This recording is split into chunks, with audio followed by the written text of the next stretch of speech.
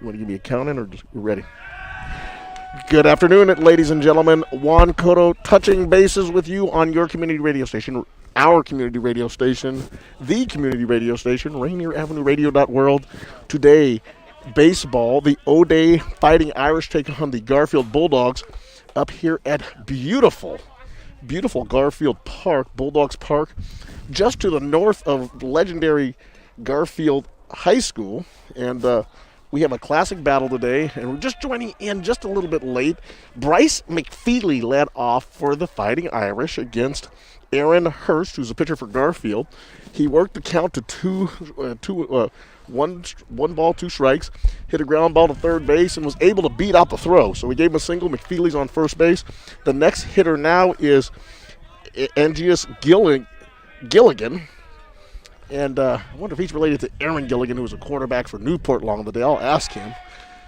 He is the shortstop. He wears number 1, and he is up there trying to see if he can advance McFeely, who's drawing a couple of throws over there. McFeely did get down the line real quick, the leadoff hitter, very fast. The Fighting Irish taking on the Garfield Bulldogs. McFeely runs, and the pitch is bunted at by Gilligan, and is fouled back to the backstop. The Fighting Irish, and you're familiar with their baseball program, a perennial state contender. They were in the state championship game against Lake Washington 2 years ago. Spoke to Mike Doyle just before the game. Mike Doyle, longtime coach for the Fighting Irish. He's patrolling the third base box. Pitch is in the outside part of the plate, and a check swung, and he did go far enough around, and maybe the pitch caught the corner. It is strike 3. That's 1 out in the inning. Well, you know what they say, when you got 2 strikes, the box opens up a little bit, and you got to go for anything close, and that's one of those. After a couple bunt attempts, you gotta lay it down. That's going to bring up the number 3 hitter, Max Debick. And Debick is a heck of a player. Debick is tall, as we know. And Debick has been around a long time. I graduated from O'Day a long time ago, and I think Max Debick was in class with me. What a great player he has been over the years. And he is out here wearing the maroon and gold. Nice-looking shoes by this young man. He's got white shoes with O'Day Irish on them. The pitch looks like it might have caught the outside part of the plate. McFeely goes from second, and he slides into second base safe with a stolen base. So McFeely looks like he can run a little bit, and he's definitely doing what table setters do. He gets out there, and he's put himself in scoring position after the aborted bunt attempt and strike out by the number 2 hitter, Gilligan. Now Debick has a chance to drive in a run. Hurst checking the signal. We have Simon behind the plate. Lewis Simon is the catcher. Hogan, Sager, Carhas, Bennett in the infield for Garfield. Going from third to first. The next pitch is just outside. It's 3 balls. The outfield is Washington, Smith, and Ton. Washington in left, Smith in center, Ton in right. Hurst looks into the signal. He is down 3-0 in the count. Checks the runner at second. Checks him again. McFeely's shifting his weight, and the pitch is up high in the strike zone. McFeely's going to go ahead and try to advance. He slides into third, safe. Debick walks. McFeely gets over to third, and that's going to bring up the cleanup hitter, Joe Givens, the catcher. And I am, James Street, I am writing with 2 of my wrong pins, for crying out loud. I got a red pin and a black pin trying to accentuate some things and just writing in the wrong colors, but I'm getting it taken care of. Here comes Joe Givens. He's the catcher. Givens in the left-handed batter's box wearing number 6. Pitch right down the middle, strike 1. Debick gets caught in between first and second. He just kind of stands there. They're trying to get him the rundown, self-patrolled rundown. The shortstop chases Debick back to the first, and then the throw goes back a diamond to check McFeely, and they did exactly what you're supposed to do. Been trying to teach little leaguers, just get the ball in the shortstop's hands and chase him back. Debick could not advance, and that looked like it was almost on purpose, trying to get himself in a rundown, but Garfield was prepared for it. Juan, Cotto, James Street with me. He doesn't go by that anymore, but I like to call him that. Here comes the pitch, and it is ripped down the right field line. I think it's hooking foul. Gibbons certainly got a bat on that. And did he catch? Yes, the right fielder, Ton, went over and made the catch. That brings in McFeely, and that's going to be a sacrifice to right field for Givens. But the run does come in for the Fighting Irish. So McFeely he opens up the scoring, just tagging it up from third base. So Tom made a nice catch and foul ground over there for the second out of the inning.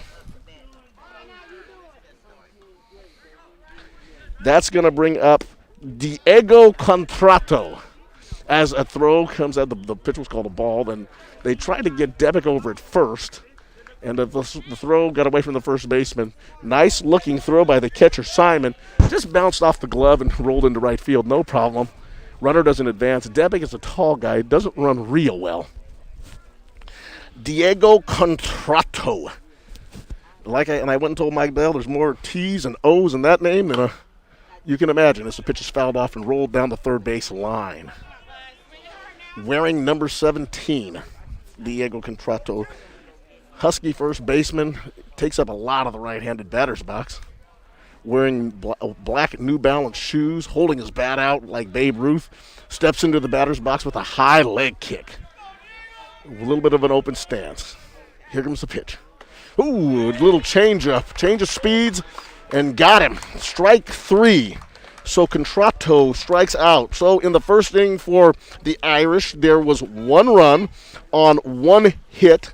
There were no errors, 1 base on balls, and 2 strikeouts for the pitcher Hurst. So as we go after the top of the first inning, it is O'Day 1, Garfield coming to bat. Oh, yeah. You were listening to your community radio station. You're listening to our community radio station, Rainier Avenue Radio World, telling our stories of kids in the community.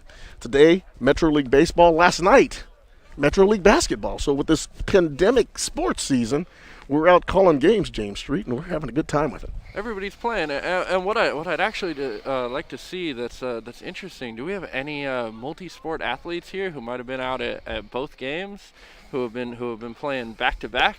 That's interesting because I don't think we do. I think the kids are just playing one sport right now. I know Debick has played basketball in the past. At least I think he has for the Irish. But nevertheless, yeah, that's a really good question. So he was coming out and playing multiple sports and doing multiple things. Oh yeah, because it'd be a tough one with just so much going on right now. You'd be hitting the 2-a-day practices every day. But looking here too, going over kind of what we got lined up for this game.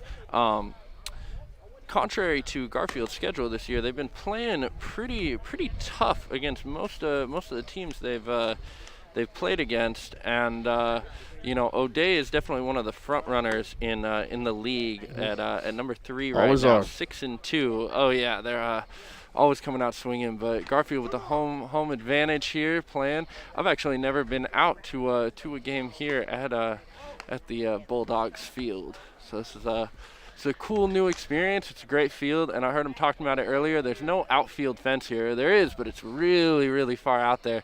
So they're running I think a ground roll double in center field if it gets out to the field out there or off into right field. So no home run balls today, but yeah, we'll see who's got the arms to hit it out there anyway. We will see who can swing the bat today, and here comes Garfield's number 11. This is Nate Corrahans. I always go with the Latino pronunciation when I can't pronounce it. That's Corhanis. I'm sorry to the parents if I'm pronouncing the name wrong. Maybe someone from Garfield can help me out with this. But I'm going to call him Nate. He is the second baseman. He is a left-handed hitter wearing number 11. He takes a bunt. He tried to do a little drag bunt and missed it, and that's in there for a strike. Strike 1. I think there's 1 ball and 1 strike is the count on the leadoff hitter for Garfield. He is the second baseman, Nate Corrahans. High leg kick from the pitcher. This is Galvin. O'Day's pitcher is Alex Galvin. I believe he's a senior. Mike Doyle was telling me he's got 5 senior pitchers, which is a big advantage in high school baseball. Really get these guys up there when they're throwing like that. And that's a breaking pitch that just missed inside. Boy, that was a good pitch, too. Oh, it was great, and I guess if that shows anything, the umpire's got a little bit of a tight box today, because that looked good to me. We're a little bit to the side here, but it's a good pitch. Next pitch. A little bit high. It was just a little tiny bit high. Well, no, he calls it a strike. Oh, he did call it a strike. And Corhans himself, the second baseman, he was running down the line. He thought that was going to be a ball, but umpire said, no, come get this. The next pitch is a strike, and that's strike 3. And Corhans, I don't think he was happy with that decision. Pounded the bat in jest and goes back to the dugout. Yeah, that one looked a little bit high and outside too, but it's a tough call when you just had that one before. Yeah, looks like this pitcher's got his marks right now. It's going to bring up Lewis Simon, the catcher. He hits a ground ball that's chopped over the head of the pitcher. The third baseman comes in. That is Barkley. Barkley comes in and makes a nice play for the putout. So he came across the diamond and just really shortened up that ball right behind the pitcher's mound, fired across the diamond, and he gets Lewis Simon 5-3. Oh, yeah, what an aggressive play on that. Obviously, you're not going to get any weird jumps off of this turf infield, but that was a really, really aggressive play to grab that second hop and pick it right off the ground and chuck it over to first base. That's going to bring up Nick Setcher. The first pitch comes in kind of low and outside for a strike. So he calls it the pitch that's down low. And this Galvin obviously has a very good command of the strike zone. A senior. Here comes the pitch right. Ooh. He called it. There we go. My eyes didn't see me. I was going to say right down the middle. It was a nice pitch right down the middle and ends up being a strike. Strike 2. 2 strikes the count on Nick Setcher. Ooh, going for the outside part of the plate. He threw a fastball that really painted the inside line of the batter's box. We have these field turf drawings, and pitch was just outside. This pitch is just down low in the dirt. 2 balls, 2 strikes on number 5. This is the shortstop for Garfield, and he is Nate Setcher. Here comes a pitch. It looked like a breaking pitch. It just got away, and that now takes the count to 3-2.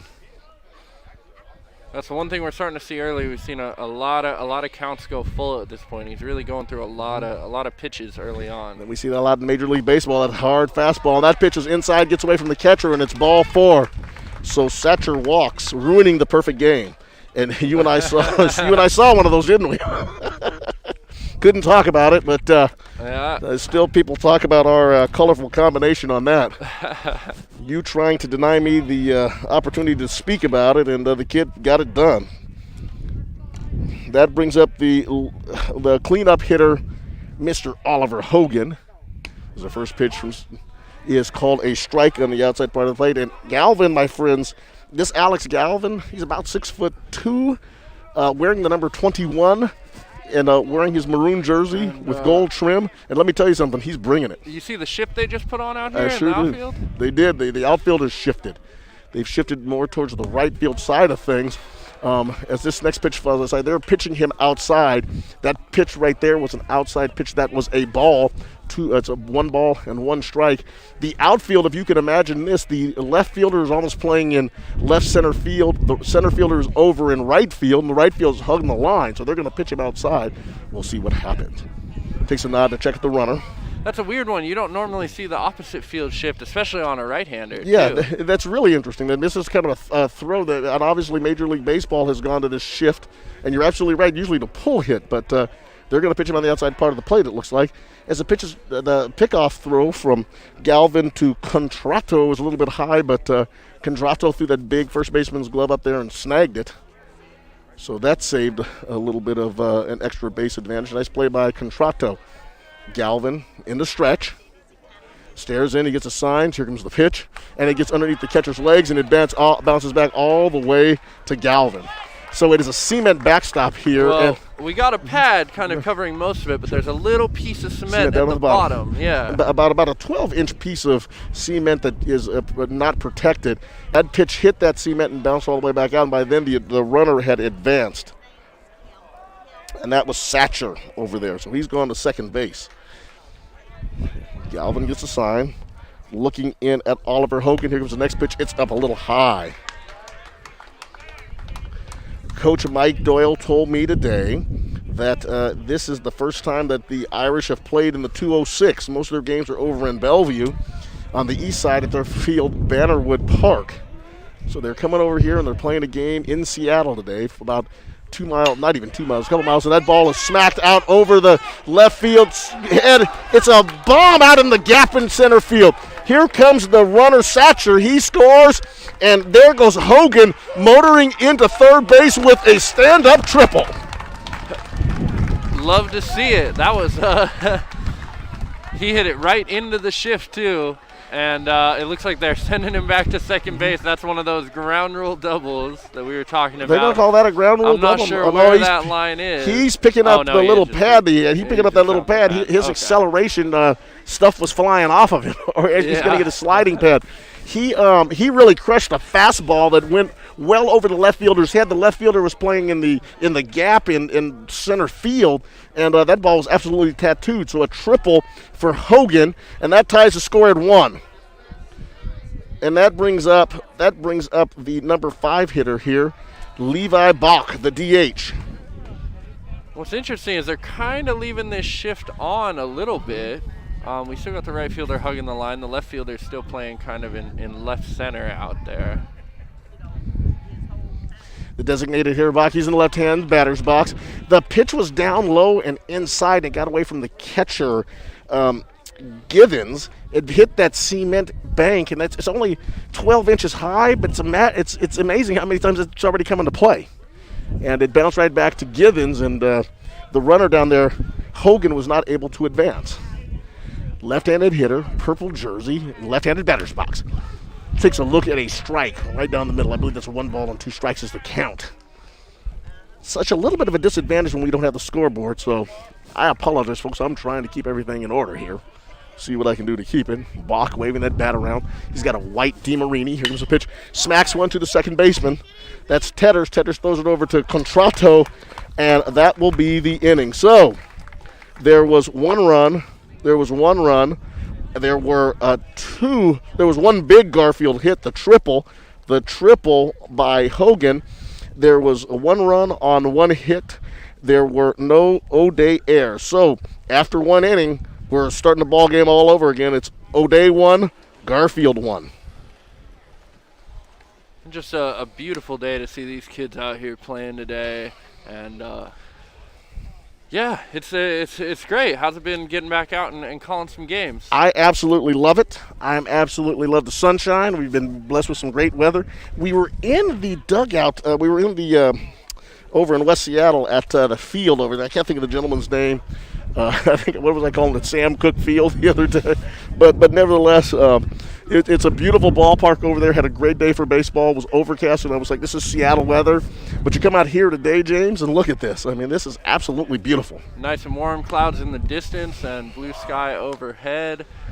Yes, it's a great day for some late spring baseball. We were told by the Rainier Beach basketball team last night they love our broadcasts, and they told me why. Do you know why they love our broadcasts? Because after the game, the kids go home and listen to them. Oh, that's awesome. For free. And they several of the parents have made contributions to the radio, but at O'Day and also Seattle Prep, some people told me they dialed in because they got to see football this year. But it's so much fun to come out here and do this and really hopefully entertain the public and have a good time with it. Here comes the next O'Day hitter. This is Richard Barkley.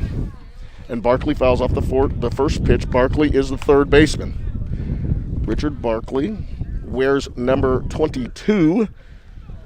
He's wearing his maroon jersey, and he is swinging looks like the black DeMarini. And he hits a line drive. That's short hop by the shortstop, who throws across the diamond. That is Sager over there at shortstop. The ball came up on him, and he got out there so quick, bounced off of his left shin, tried to make the throw, and by that time, the young man Barkley had got to first base, and I'm going to give Barkley a single on that. Yeah, that's just a tough play on it. Not really an error on the play, just a real hot one, and tough to handle deep out there in the kind of center field shortstop gap there. First pitch is inside.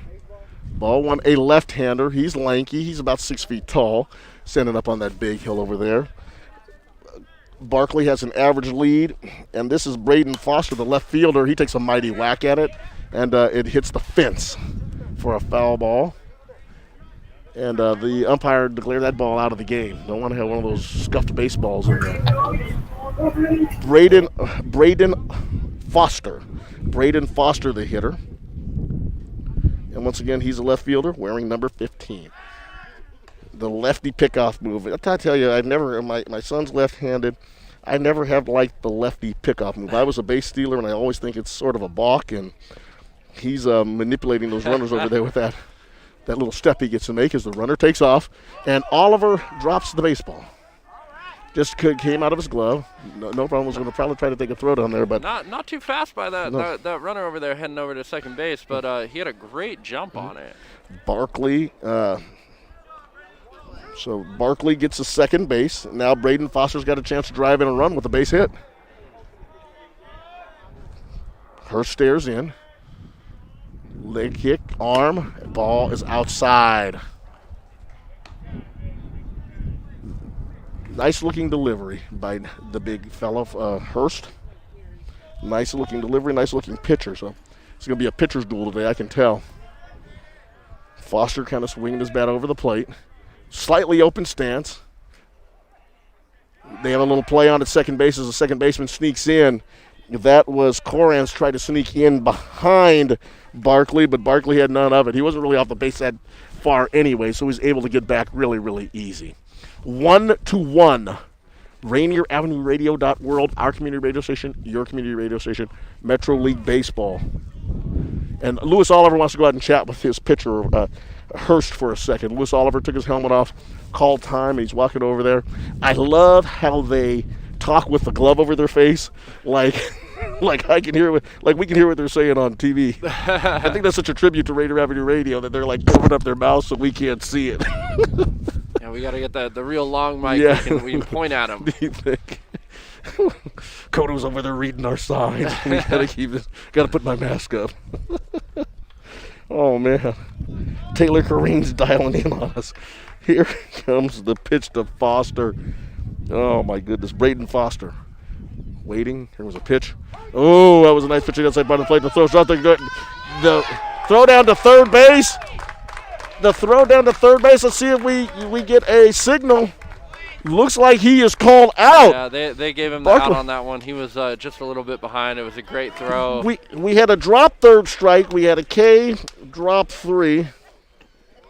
So the runner goes to first base. That was Foster, but we have a throw out at third base, 2-5. Oliver quickly pounced on that ball and threw him out. So that will bring up O'Day's hitter. That's going to bring up Az Frondozo, who is the right fielder. He's the number 9 position over there. He's wearing number 8, and he's a diminutive little guy, but standing there with that red DeMarini in his hands, he can probably make some magic happen with it. The runner at first base, Foster, he gets there on a drop third strike, so 1 out in the inning. And let's see. He is really, really good with that pickoff move. Hurst, he's snap throwing over there, and he's trying to see what Foster is up to, and he almost got him that time, James. Yeah, you know, as a lefty myself, that pickoff move to first was always a fun one. Here comes the next pitch, and it was just a little bit outside. Should make the count 1-1. Frondozo, the hitter. He is the O'Day right fielder. Over on first base is Braden Foster, the left fielder. So to see if the outfield can get some things going with 1 out in the second inning. Next pitch is just right down the middle. Strike 2. Is it strike 1? Oh, strike 1. Two balls and 1 strike. 2 balls and 1 strike to count on Frondozo. Hurst checks the runner again. Leg kick, the arm whip, and ooh, baby. He threw some heat. I'm going to guess that was a fastball. Yeah. Just couldn't catch up with it. 2-2 the count. Thank you. He's like he leaned over and showed me. I appreciated that. 2-2 the count. O'Day, Garfield. Beautiful Thursday afternoon. Ooh, right down the middle. Strike 3. Strike 3 in a dandy. Hurst is really starting to heat up right now. And he threw a fastball right by Frondozo, and Frondozo watched that one go by. 2 outs in the inning. And that is going to bring up Aiden Tetters, the second baseman. Tetters, the pitch from Hurst, down low for ball 1. 1 ball to Tetters. Tetters has made a put out today. Actually ended the inning with his the ground ball that was hit to him last inning. Here comes the pitch, the leg kick, the throw. He bounces a ball to third base. Here comes the third baseman. and fires across the diamond. That was Hogan.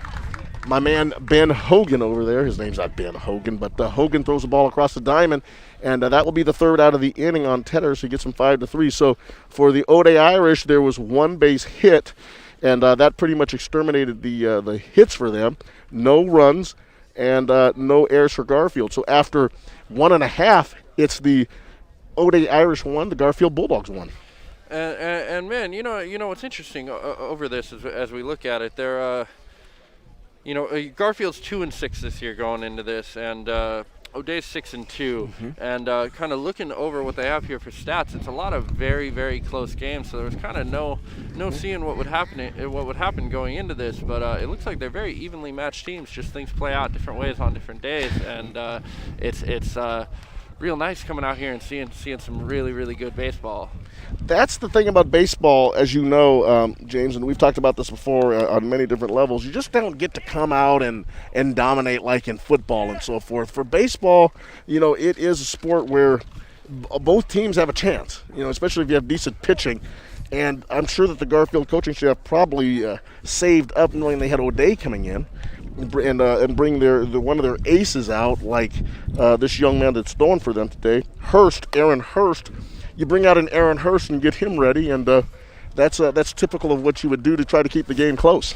Oh, definitely, and he's really dominating thus far. At holding them to 1 run, a team that is number 3 in the league right now at 6-2.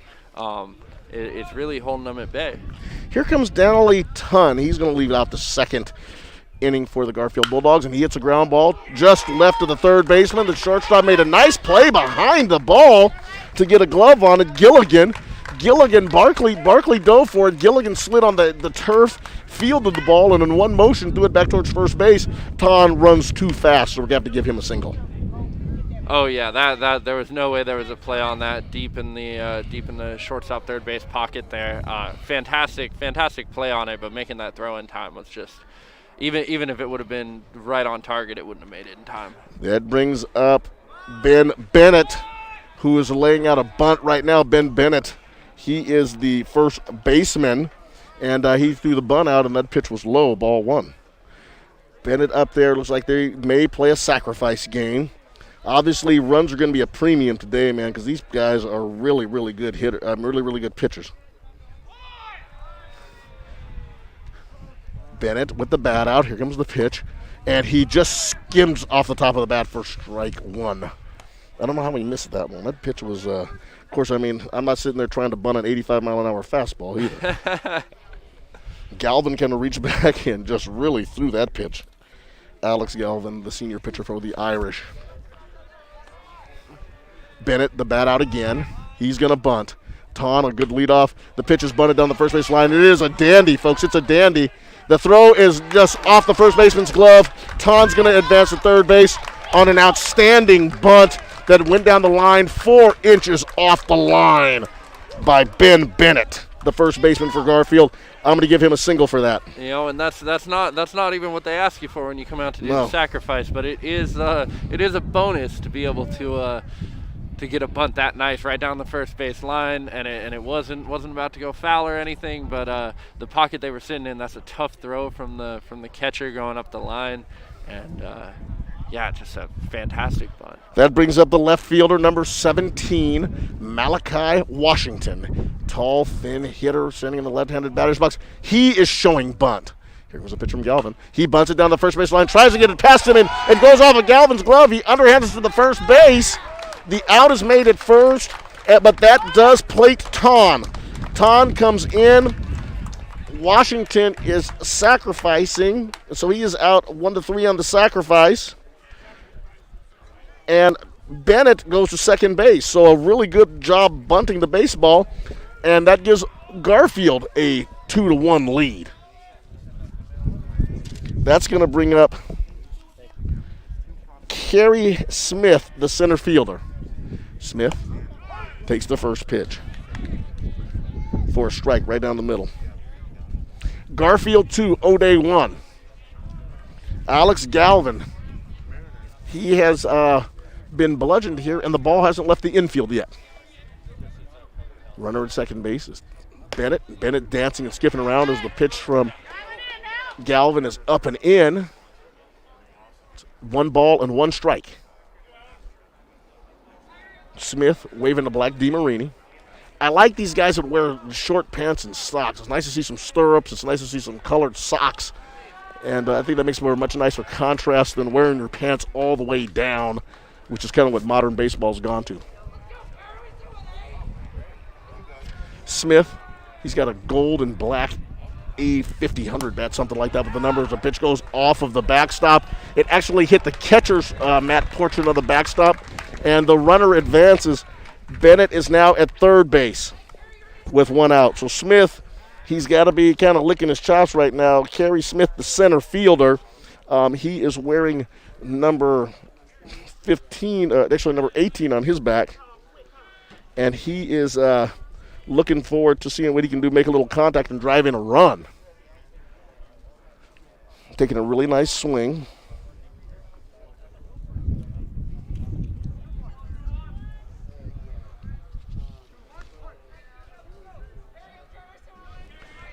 Here comes Galvin. Galvin looking in, gets a sign. The arm pass and fires a high fastball. He said, hey, hit this. He threw one of those fastballs right at the base of the letters. Garfield has the black Bulldogs in a script across the chest of their Adidas uniforms, purple shirts. And Galvin said, hit this, and Smith took a hack at it and fouled it off. Leg kicked the arm. It was the same pitch, just a little bit inside. So this has turned out to be a pretty good battle. The runner has advanced over there, and a chance to drive in a run for Smith. And Galvin's made it. This is a full count right here. He does have a base open, so see if he decides to challenge him or see what happens here. Leg kick, arm, and a ball right back to the pitcher. Takes the throw. He makes the throw. He throws it kind of high to Contrato. The pitcher, Galvin, pulled Contrato off the bag, but he easily got back. So Smith is out 1-3, and unfortunately, for Garfield, he looked the runner back, and the runner was not able to score. So just a quick little look kept him from moving. Bennett stayed over there at third base, and that's going to bring up the leadoff hitter, Correns, who struck out in his last at bat. Here comes the leg kick, the arm, and that is a strike 1 right down the middle. 1 strike. Correns struck out looking last time. He's back. He has a big pad in his back pocket, wearing the number 11, waving a silver bat. And a nice play by Givens. Givens was able to block that pitch. Got the glove down, the ball bounced away, kept it in front of the plate, and made a real nice play there to keep that run in. Givens has nice shoes, by the way. It looks like somebody spray painted the O'Day logo on those white shoes that he has. Takes a deep breath as Galvin, he throws a little bit high and outside. 2 balls and 1 strike. Correns, the second baseman, he's in the left-handed batter's box. He wears his pants high, has a nice-looking stirrup socks, and he actually has stirrups. That's a good look. Knee kick, the pitch hit right back up the middle. Hit a bolt right back up the middle. He just took that ball and hit it as hard as you can right back through the box. That makes the score Garfield 3, O'Day 1. Yeah, and Garfield's really starting to pick up and hit a stride, and that was the top of the lineup too. So now they get to roll with it for a little while and see if they can get ahead early on in the game. We're still in the bottom of the 2nd inning. We are in the bottom of the 2nd inning. Here comes the catcher, Lewis Simon. He's up there with the young leadoff hitter, Correns, on first base. Here comes the pitch. It is high up in the strike zone. Ball 1. Lewis Oliver, wearing the number 14, made famous by Pete Rose. Pete Rose, the all-time hit leader in Major League Baseball, controversial figure, of course. But Lewis Oliver says, I'll throw the number 14 on my back. I'll play. As the throw goes over to Contreras. They want to keep an eye on Correns, who looks like he can run a little bit. Of course, 14 was also the number of Seattle Mariner manager and all-time Yankee great Lou Piniella. Looked out the center field. The pitch comes this time a little bit inside. Ball 2. Lewis Oliver looks like he was a part of that Baden program. He's got a Baden logo on his helmet. The Baden program is located in South Seattle. I know they work out of that cage in that baseball factory down on Rainier Avenue. And Lewis Oliver looks like he's a part of that, as does Cairns. Here comes the next pitch. It's outside, hits the wrestling mat. Cairns decides to go. He dives into second base. He's safe. Pitch got away from Githens, and Cairns decided to go ahead and advance on that pitch. So he's get us over there real quick. So he's now at second base, and this is going to give Lewis a chance to drive in a run with 2 outs. Simon waving the bat, looking out on the mound. Here comes the pitch. Outside part of the plate, and did he call it a strike? He did. He did. It bit the corner. Can't be running out of the box until you get the call. 3 balls and 1 strike, and yeah, these young guys are learning you can't do that. See a lot of kids doing some bad habits on TV, and the umpire said, oh no, that was a strike. Here comes the next pitch. Right down the middle, jams him. Hits a weak ground ball to third base. Third base throw over to Contrato, and Contrato cannot handle the throw. That is going to be an error on Barkley. That's going to be E5. And Garfield plates another run as Corrins comes across. So that's going to make the score 4-1 Garfield. The third baseman, Barkley, had the ball in his glove, just threw a wild strike over there. Contreras could not come up with it. Really dug down. Ball bounced around and went to the fence. And couldn't come up with it. And the runner did not advance. Oliver's still over at first base.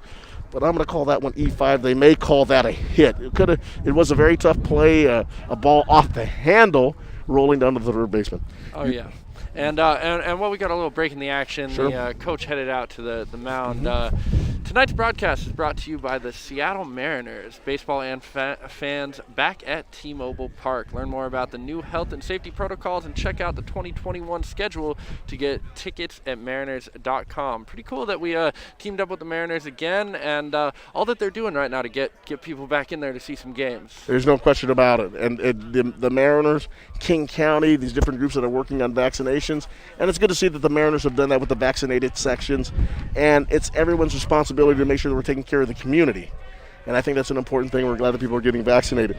Here comes Satcher. He had a base and balls his last at bat, and he's up there seeing what he can do to advance this thing. As the man fell down, and I think that's Galvin, and I think that's going to be a ball. Galvin went into his stretch, and his feet looked like they got stuck in the turf, and he went down. And that, of course, gives Simon the ball. And I'll tell you what, if O'Day had some luck of the Irish in the past, it's not working out that well today. Galvin shakes his glove down, stretch throw, off-speed pitches up in the strike zone. And he's getting a little frustrated out there. He kind of threw his hands up on that one. And that, these turf mounts have never been something that I've been super fond of. They're kind of weird and sticky, and it looked like he might have twisted his ankle a little bit. So hopefully he's all right out there. This one has a new, looks like maybe that's another pitch that came inside. And Satcher just ducked out of the way of that one. And that was some heat. And it looks like Galvin is really struggling with his control right now as O'Day has sent a pitcher down to warm up in the bullpen. Here comes the next pitch. It's a strike on the outside corner. So that would be 2 balls and 1 strike. 2-1 to count. Lewis Oliver is at second. Lewis Simon's at second base. Nick Satcher, the shortstop, is up at the plate, and he takes a mighty hack. He took a hack at that pitch, fouled it straight back, just missed it. That'll make the count 2-2. And Garfield says, hey, if we can, another run will really go well right now. They've played it 3 this inning. Number 5. Looking out at number 21, the leg kick. And the runner, Simon, had a huge jump over there. Simon was about 3/4 of the way down the line before the pitch got to the plate. So he was looking to kind of advance and steal third, but Satcher took a hack and fouled the ball off. Satcher wearing a handkerchief around his neck, kind of a gray with white handkerchief on his black batting helmet number 5. He's got the American flag. Here comes the pitch, right down the middle, and it is hit right out into center field. But here comes might be a play at the plate. The throw comes in, And Simon decides not to go. He stopped at third, but that is going to be a single by Satcher. That was a line shot, but the center fielder just has a gun on him. A straight, spot-on throw to home plate, one hopper, and probably a good decision to hold him on that with 2 outs. Bryce McFeely came up throwing. I mean, it was a bullet out there, and certainly I was kind of watching it. The throw was coming at the same time that Simon hit third base. I always felt if the runner got there before the throw was made, you might want to send him, but that was a really good decision to stop. The throw came in, and it was a darn good one. Think Simon may have been in trouble. So he holds. Here comes Hogan, the third baseman. Here comes the pitch. It's up in the strike zone. Ball 1. Hogan, in his last at-bat, was able to hit the triple, as you recall. The triple drove in the first run. He drove in Satcher, and that made the score 1-1. Here comes the leg kick, the pitch, outside part of the plate. He calls it a strike. 1 ball, 1 strike. Rainier Avenue Radio .world. We are here, beautiful day. Azure blue sky with puffer belly clouds, as Dave Niehaus used to say. Snap throw to first base. Contreras once again makes a nice play. Contrato goes up in the air, catching that baseball. Here comes Galvin looking in. He's getting his signals from Givens, the catcher. Takes a look over at first base, throws a fastball right down the middle, and it is hit down the right field line. Let's see what happens here. Yeah, it is a fair ball. It's a fair ball. Here comes Simon in to score. Here comes Satcher in to score. Now the throw gets away from third base, and here comes Hogan in to score. So Hogan doubles down the right field line. I'm going to call that a double, and I don't know if they will call that a couple of throwing errors, but all the runs come in. Simon, Satcher, and Hogan all score. It is now O'Day. It is now Garfield 7, O'Day 1. And Garfield's really having a day today out here with the bats. They're really ripping in. I mean, they're having a great day with the bats, and they're really they've been really aggressive on the base paths. And Mike Doyle goes out, and Galvin comes out of the ball game. So O'Day is going to go ahead and change pitchers. See who's coming up to pitch for the O'Day Irish. Can't get a look at his number. He's just coming into the ball game. But Mike Doyle just said, hey, that's enough. A very, very tough second inning, which started with Ton, who singled. Bennett singled. We had the sacrifice from Washington. We had Smith ground out 1-3, and that had the second out of the inning. But then the top of the order came in, and we had a single by Corrins. We had an error on Simon's ball that kept the inning going. Satcher singled, and then Hogan just cleared the bases with a double and a couple of errors. So now O'Day goes to number 20. Max Reed in the game on your community radio station, our community radio station, Rainier Avenue Radio.world. Yeah, and I think with that we're gonna try something here. I'm not sure how this is gonna work, but our Commander-in-Chief Tony Benton said to try it. We're gonna send it back to the studio, and Daniel Bellis is gonna give us some updates on some other games. Is Daniel Bellis at the studio? Love it. Yeah, I am actually at the. Bottom of the second. I am at. It is the bottom of the second. Can you guys hear me? Can you hear me? Hello. Can you hear me? Can you hear me? Hello. Can you hear me?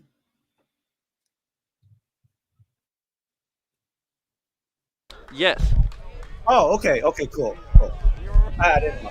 Anyway, this is an interesting turn of events here. As with Garfield leading this game, Lincoln actually, if they can beat Mason Hill today, they will be. All right, Daniel, we're getting back to the action here right now. So let's hop back in and give it back to Juan. Max Reed's first pitch. Max Reed coming in wearing the number 20 on his back.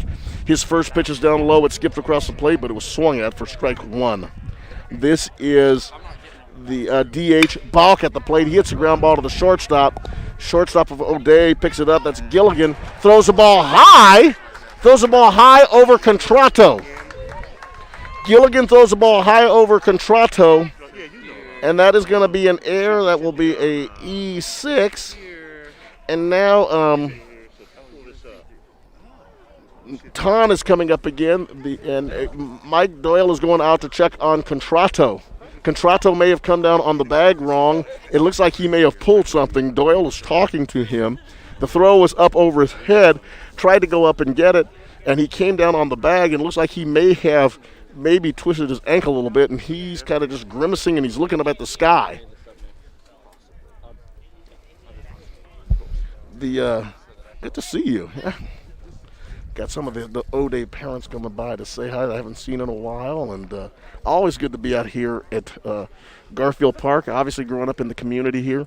A little bit of time has elapsed since I played baseball, but people kind of remember that. I was a decent player. Oh yeah. You know, I wasn't Kevin Williams or anybody like that. I hope you're listening today, Kevin, my man. But nevertheless, Mike Doyle walks off the field, and that is going to bring up Ton. Ton's the man that started this whole thing. Ton is Denali Ton. He's the one that started this whole stuff a long time ago. The right fielder for Garfield. As the first pitch to Ton comes in for a strike. Strike one to Ton. Ton singled in his last at bat, and he scored a run. He was plated by the sacrifice by Washington, and they've been up ever since. As the next pitchers take a big wide swing at that pitch, Ton went after it. Swinging a Louisville slugger for 0 balls and 2 strikes on Ton. Reed looking in for the sign, checks the runner at first base. Here comes the pitch, and he fouls that one off over towards the O'Day dugout. Just got out in front of it and hammered it into the ground. 2 strikes is the count.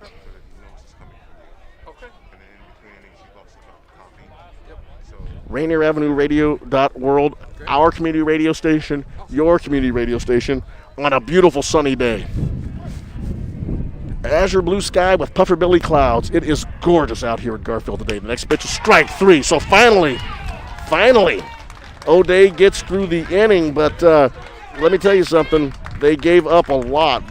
Garfield picks up 1, 2, 3, 4, 5, 6 runs. And there were I want to say 4 hits, and there were 2 O'Day errors. So after the end of 2, it is the Garfield Bulldogs 7, the O'Day Irish 1. Oh, just an incredible day, and while we're warming up to hop into the third inning here, let's talk a little bit more about our sponsor, the Seattle Mariners, and what they're doing. In 2020, the Seattle Mariners introduced the Hometown 9 Fellowship Program to create access, remove barriers to participation, and build a culture of inclusion by providing mentorship, financial support, and academic support to youth baseball and softball programs from BIPOC communities. The Hometown 9 Fellowship is a 5-year commitment to 9 incoming 8th grade baseball and softball players from King, Pierce, and Snohomish counties. The fellowship provides these players with a comprehensive support system to ensure success throughout their high school journeys, including personalized mentorship from Mariners front office members, Mariners player mentors, as well as offsetting the costs of competitive playing and training fees. Applications for the class of 2026 will open on June 19th. To learn more about the eligibility program, goals, and other deals, head online to mariners.com/hometown9. Here comes Bryce McFeely, the center fielder, and he looks at a strike on the outside part of the plate from Hurst. McFeely singled in his first at-bat of the game, looking to see if he can get some offense going for O'Day. The second pitch is just ripped down the left field line. And the outfielder down there, that's Washington, makes a nice play on the ball, and he holds McFeely to a single. Nice play by Malachi Washington. Well, we love to see coming out after a kind of tough inning there for the O'Day defense is they come out swinging. They come out not discouraged but motivated to come out and tighten that gap a little bit. This is going to bring up Angus Gilligan. Gilligan is the shortstop of the O'Day Irish, and he comes up choking up his blue. Looks like that is a Marini bat. The umpire sits down and he talks to Oliver real quick, or Simon, gives Simon a couple of words as McFeely starts to lead off at first base. He takes a lead. He's got 1 foot on the green portion of that turf over there, and that ball is tattooed. Malachi Washington has the ball bouncing in front of him, and it gets by him. McFeely hits second. He's going to go to third base. The throw comes into the shortstop, and that is just a double on a rocket by Gilligan. So Gilligan hits just an absolute bullet that really handcuffed Malachi Washington out there, and I'm going to give him a double on that. That ball was hit hard. It really was, and as we look at it here, we got the field turf infield, but the grass outfield, and it looks like it could have some gnarly bumps in it. And it is really, as you know, over here at Garfield Park, it's kind of a high-cut grass, if I can say that. I mean, it doesn't look like it's been mowed in a couple of days, and certainly has grown up with the water. And that ball took a couple of different weird hops. It was hit so hard. As Max Debick comes up, Max Debick drew a walk last time, and he just took strike one. He's kind of waving a blue model bat. Got some nice looking shoes, white shoes with O'Day Fighting Irish on them. As Hurst steps off the line, Aaron Hurst kind of checking the runners who are kind of dancing around behind him. We're trying to see if they can kind of distract his concentration. Garfield, the Bulldogs, right up here, so long up on the Central District as the next pitch comes in for a strike. Strike two. 2 strikes on Max Debick in his beautiful gold up, nice looking spray painted shoes. That's a nice looking look for Debick. He's even got his name on there. Waving the bat around a couple times. Here comes a leg kick. Here comes the pitch in the dirt right off the plate. Nice play by Simon back there. Simon keeps the ball in front. All these O'Day Irish parents coming by and checking in on me. If any of them got any food and beverage, I'll take it. Runners bouncing off the base. Runners at second and third. That's McFeely who singled, Gilligan who doubled, Debick at the plate. Here comes the pitch. It's kind of pounded into the ground down the third base line, and it rolls foul. So that'll keep the count at 0 balls and 2 strikes. And this young man on the hill for Garfield, this young man, Hurst, he's a tough little guy up there, isn't he? Kind of looking in, getting his signs, and he doesn't give in to these guys. We'll see. He got a couple pitches elevated and got hit, but he's still going in there. High leg kick, and the next pitch is fouled off. So Debick, as we have seen him do over the years, last couple of years of baseball before we went into the pandemic hiatus, Debick is a tough out, and he's continuing to foul off pitch after pitch. Let's see if this has any impact as Hurst looks over at third base, just checks the runner. McFeely isn't going anywhere. He's kind of just looking back at him. Simon puts down the signals. Leg kick, arm. And it's hit off the handle. The first baseman over there makes a nice play. That's Bennett. Bennett was able to take the jam shot. If that was a wooden bat, there'd be splinters everywhere. That ball was hit right off the handle, and Bennett made a real nice play and made the adjustment even in the sun. And you would think that ball was hit a lot harder than it was, but it wasn't. So really good focus and concentration over there by Ben Bennett for the first out of the inning. Oh, yeah, fantastic, especially playing a little bit up with men on second and third like that, and being able to fall back like that and just catch that ball with all the spin that it had on it. And, yeah, with the sun right in his eyes, too, that was a phenomenal play. This brings up the catcher, Givens. Givens is the catcher for O'Day. Joe is his first name if you're interested. He had a sacrifice in his last bet. He sacrificed flew out to center field, I believe it was, to drive in the first run. Maybe it was that was the first run of the game and the only run of the game for the O'Day Irish when McFeely scored. And this is a chance for him to strike pay dirt again if he can get the ball out of the infield. Maybe even pick up a couple of ducks if he's able to get the ball out there. Wearing the number 6, made famous by a left fielder from South Seattle who ended up playing at Edmonds Community College, Green River Community College, and Western Oregon University. The number 6 back, it was a few years ago. Great uniform number. The first pitch is down low, ball 1. Givens rocking back and forth. Here comes the pitch. Outside in the dirt, ball 2. 2 balls. Givens in the left-hand batter's box. So they check down to see if he went. He didn't even come close. Everybody wearing their little catcher's mitts in their back pockets. And he's got one stuffed in there. Givens, that is. Simon putting down the signals. Here comes a leg kick from Hurst. The pitch. And it is crushed into the gap out in right field. That's going to score McFeely easily. That will also score Gilligan on a single into the gap. And nice job in the outfield by Ton and Smith to cut that ball off. But O'Day saying, no, we are the Fighting Irish. And Givens with the single drives in 2 runs. And now we're seeing out here why O'Day's got the 6-2 record. They had a tough inning there, but coming right back out and at least starting to put up a couple like that is really bringing the game a lot more back into focus for them. 1 out in the inning. Rainier Avenue Radio.world, our community radio station, your community radio station, bringing stories in our community, raising awareness. Asian Pacific Islander Month, and on Rainier Avenue Radio, that means the whole entire month. I mean, we have activities going on and conversations, hopefully bringing together the community and uniting us. And in the form of uniting us, here comes Contrato, the first baseman, who struck out in his last at-bat, Diego Contrato.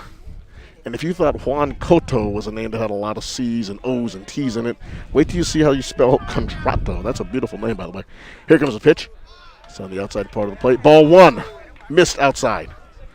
Diego Contrato, a big, muscular right-handed hitter.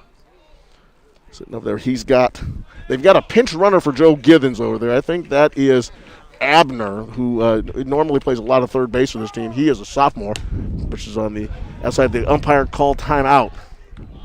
Umpire called time quickly.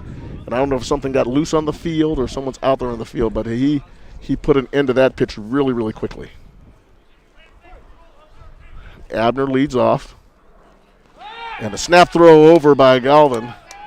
And that is not Abner. That is another young man. That looks like Jamison Poole. Went out there to do the pinch run for the catcher, yep. Right? Which speeds up the game, and it also speeds up your offense. You can put a quick guy out there. The pitch to Diego Contrato on the outside part of the plate and low, but he took a mighty hack at it. Missed it. Strike 1. 1 ball and 1 strike to Contrato. Beautiful day here at Garfield. Boy, we wish you were here. If you got time, just come drive by. There's plenty of ample parking. Ezel's Chicken right across the street. I smell it. Here comes the next pitch. It's down low and in the dirt. Nice block by Simon. Simon kept the ball in front. Nice job by him. Stout little catcher. Looks like he's the muscular legs. Gets down in his squat position. Looks like he's about 5'7", 5'8", but built like a fire hydrant. Tough as nails back there. Great stop by him. Knee goes up. Here comes the pitch outside part of the plate. It looks like it was called. We'll see what it was. And look, the steal. The steal was made. The runner at first base went ahead and stole. And he was able to swipe that bag over there. That looks like, once again, that is Jamison Poole stealing second base, if I'm not mistaken. Trying to get the right name for you. Here comes Diego Contreras. He calls timeout. Calls timeout looking up there. He kind of got tired of waiting for Hurst. And went ahead and readjusts himself, steps right back into the batter's box. He is right up on the plate, too. He's a big dude, and he is just right over the plate. Got everything on it. His elbows hanging out right over the plate as well, kind of like Frank Robinson in the batter's box. Outside part of the plate is the next pitch, and it is swung at and missed for strike 3. And this young man, Hurst, knows how to pitch. He really saw Contrato kind of hanging out there, kind of over the plate. Instead of attacking him inside, he went ahead and threw the fastball outside and got him to chase it. 2 outs in the inning. We still have Givens. Well, I'm sorry, we still have the run over there. That we believe that is the courtesy runner, Jamison Poole, over at second as the pitch comes into number 22, Barkley, who swings at it and misses. This is Richard Barkley, the third baseman. Last inning, Richard Barkley hit a single, but he was thrown out on a fielder's choice. So here comes the next pitch. Comes in inside. Nice catch by Simon. Simon's got impressive hands behind the plate. Looks like he handles his pitching staff real well, but it looks like he's a really good defensive catcher. Balancing himself up back there, putting down the signals. Our man Hurst up on the hill. He looks in and looks like someone either called timeout. I think that the batter Barkley said he wanted to kind of get loose again, so he talks to the umpire, calls time, gets himself back into the box, and he's looking out at Hurst. Hurst getting his signals from Simon. See what page they call up here. A little daylight play out there. Trying to take a look at that kid. He's really quick over there. And actually, I'm sorry, that was number 14. I had the number wrong. That's number 14, Isaiah Nolan, over at second base. Isaiah Nolan has been doing the courtesy running. As the leg goes up, the arm goes through, pitches on the outside part of the plate, and it catches the corner for a strike. That was a beautiful off-speed ball. He really has a real good concept. He kind of reminds me of Mike Flanagan and some of the old Baltimore Oriole pitchers back in the day, and certainly has a really good idea how to pitch. Here comes the leg kick, the arm. Throws that pitch a little bit more inside and was fouled off by Richard Barkley. Scotty McGregor's another one that comes to mind. If you remember those guys, just that kind of a classic left-handed delivery, 3/4, and just picking at different parts of the strike zone, and just really effective pitchers. He looks in, he gets a signal. Here comes the leg kick, the throw, the sidearm down low and outside. Ball 2. 2 balls and 2 strikes. Foster is waiting on deck. Here come the O'Day Fighting Irish. Trying to see if they can play another one, close the score in this game. Got 2 runs in on the inning already. As this pitch is outside and low, and that is 3 balls and 2 strikes. Simon wants to go out and talk to him. Looks like they may have been crossed up on signals. Yeah, something I've been seeing out there with the runner out there on second base. He's leaning towards third a little bit, right on the right at the movement of the foot. And they haven't tried the spin kick to second base yet. They haven't tried the spin kick. I know they have been trying to use the daylight play. If you're familiar with that, if there's space between the second baseman, the shortstop and the runner, you sneak in behind. They've tried that a couple of times, but certainly they have not been able to do that with success. Certainly, maybe they're just holding the runner closer. Here comes the leg kick, the pitch, and it is high and outside, and that will be a walk. That will be a walk to Barkley, and that's going to bring up Foster. Braden Foster, the left fielder. Braden Foster struck out, but he got on last inning with the drop third strike.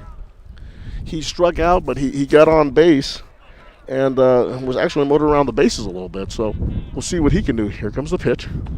Down low and inside for ball 1. Now just a little bit of stress on the Garfield coaching staff. I know how this is. When baseball, you're just kind of pulling for a kid, and he starts losing the area of the strike zone. See if he can kind of right himself, and with his kind of talent, I'm sure he can. Here comes the knee kick and the pitch, and that's a strike right down the middle. 1 ball and 1 strike. Braden Foster looking down at Coach Mike Doyle, the longtime head coach at O'Day High School. Remember when he got that job? And he's done it well over the years. Checking the runner at second base. Here comes the pitch. And it is a nice off-speed pitch. Took a little off of it, maybe turned it over just a little bit. Nevertheless, he throws in the strike zone for strike 2. Yeah, it's a nice little curveball he's got. Kind of drops off the table right at the end. 1 ball and 2 strike. Braden Foster moves up in the batter's box a little bit and makes an adjustment. See if he can catch up to some of that breaking stuff that he's seeing coming up there. The leg kick, the arm, and that pitch is high and outside. And just like when he loses his grip, when he loses the grip, that's when the pitch is just getting out of the strike zone. Goes high, yeah. Beautiful day here at Garfield. Some of the fans have started to show up. When we started, there wasn't very many people here, but certainly they've started to show up now. Pitch is low. It's off of Simon's face mask, and the runners move up 90 feet. Ball was in the dirt, and it just came off the mask, and Simon got to it. By that time, the guys had already moved up. That was a nice play by Simon just to kind of keep it in front. Always teach kids, don't turn your head because you're hitting the side of the head in that catcher's gear. That's not fun. Simon looked at it. It just came off, but he was able to keep it in front of him. But that's going to make the count full. Leg kick, and no, the umpire says no. And Simon wants to go out and talk to him. He may be a little dizzy from that impact. He might have a little whirlybird swirling around in there. Ball, he caught that pretty square. Yeah, it's not fun taking a baseball off you. Guaranteed he's got the pads. So I took a few off me on the mound though back in my high school days. That was never. As we say, that'll scramble your eggs a little bit. Yeah. I don't want to just kind of take a little respite to get that. So 3 balls and 2 strikes. And here we go. This is going to be a big action picture. They do have a base open, so he does have one to give. Here comes the pitch, and it's fouled off. This is why I find baseball so fascinating, because something has to happen here.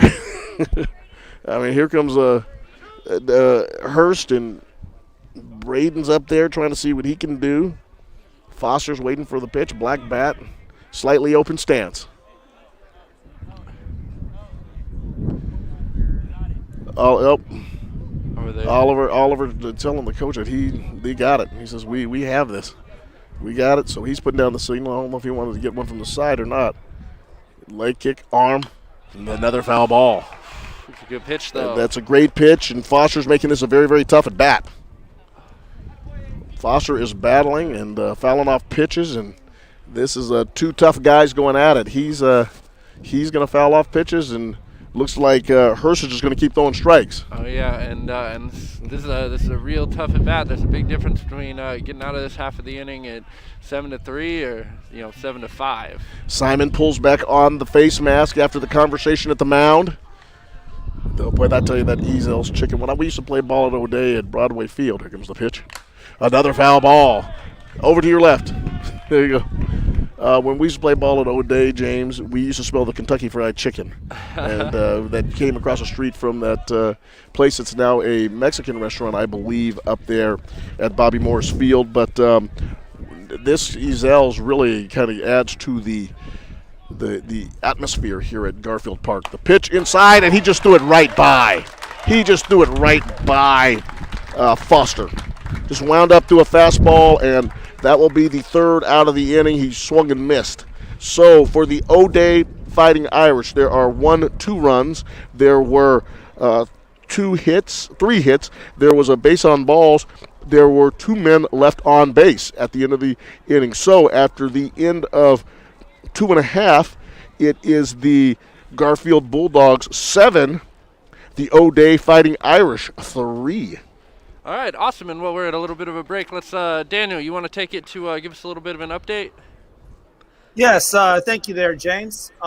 In baseball action right now, there are a few games going on, and with this potential upset in the making of Garfield over O'Day, Lincoln, if they can defeat a 0-8 Nathan Hale team, they might end the day at number 1 in Metro League's baseball standings. True accomplishment for a program that restarted maybe 1 or 2 years ago. Also in action today, Chief Self is playing at Eastside Catholic. Ingram's at Bishop Blanchette. Ballard's at Roosevelt. And then at 5 o'clock today, Seattle Prep will be taking on Lakeside right there. In softball. Awesome, Daniel. It looks like we're just wrapping up here, so we're going to hop back in. All right, going into the bottom of the 3rd inning, Juan. Here comes Ben Bennett, and he is still facing Reed. Ben Bennett in the ball game.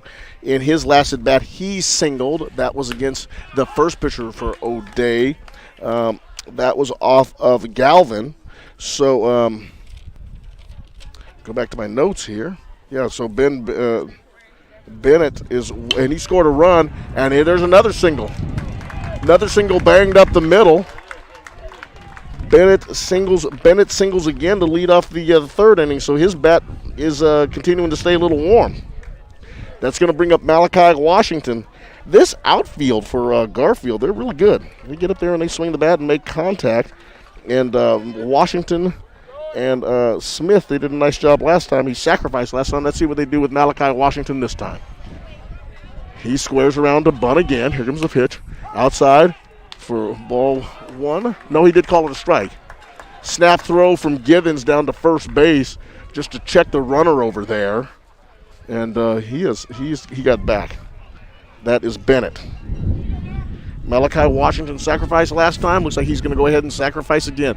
For young hitters, this is good when you can sacrifice and you get the sacrifice. It really helps your confidence. But and you can hear that we got a little wind blowing in the background. We got just a little blustery wind. I wouldn't say it's not really moving the trees. It's not really moving any of the flags a little bit. Just a nice windy day up here at Garfield. Not really impacting play yet at all. Snap throw over the first base. It gets away from the first baseman, Cotto. He chased it down near the fence line. Gets the ball back into the pitcher, so the runner was not able to advance. Malachi, once again, was looking to bunt. Something we don't see in Major League Baseball very often anymore, do we? We don't see a lot of bunts. We see a lot of guys swinging for the fences. Yeah, times have changed with that one. Malachi looking out. And he's going to go ahead and swing this time. He hits a ground ball to second base. That is Tetters to the shortstop, Gilligan. But no way they're going to catch Malachi Washington, who is fast. Malachi is speedy, and he got through the base lickety-split. So that is going to be a fielder's choice over there at second base, 4-6 for the first out of the inning on Bennett, and Washington gets there on a fielder's choice. That is going to bring up Smith, who fouls the first pitch off. In his last at bat, Smith grounded out to the pitcher. He hit a ball back to the pitcher, and for the second out of the inning, and then Garfield went on a rampage. Kerry Smith, the center fielder. So he's 0 for 1 today. Fouls off the first pitch.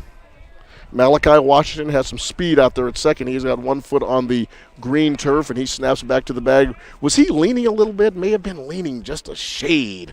Looking at going to second base, but got back in time. Reed checking the signals from Givens. Steps up, checks one more time the runner at first base. Malachi shuffles off. Pitch is just outside. Looks like we have the count at 1-1. Yep. Malachi Washington over at first base wearing the number 17. Contratto is the one who's holding him on. Reed on the hill. Looks over his shoulder. He's got a little bit bigger lead, and he gets back to the bag and kind of splayed over there. On this field turf, it gives you a different sensation of sliding than dirt. You have some grass. It's kind of a fibrous grass material. You have rubber pellets. So sometimes if you hit the dirt at an angle, you can kind of skim back to the bag. And that's exactly what he did. As the next pitch is fouled up high and right, it's going to hit the top of the building over there. It's going to hit the gymnasium at Garfield, and that'll be a foul ball. Strike 2, 1 ball and 2 strikes. Looks like they're calling the pitches from the dugout. Givens looking over at the coaching staff, and they're flashing a variety of signs at him. Givens looks over. Here comes the pitch from Reed. Checks over his shoulder, kind of keeping Washington close, and the next pitch comes up high and inside, just under the chin of the hitter Smith. 2 balls and 2 strikes. Reed for the Irish. Smith, the hitter, the center fielder for the Garfield Bulldogs. Here comes the pitch right down the middle, and it's a high pop-up just towards the shortstop. He goes back. That's Gilligan. Was able to make the play, and that was 2 outs. Just a pop-up off the handle. Once again, if that was a wood bat, I think it might have been broken in 2.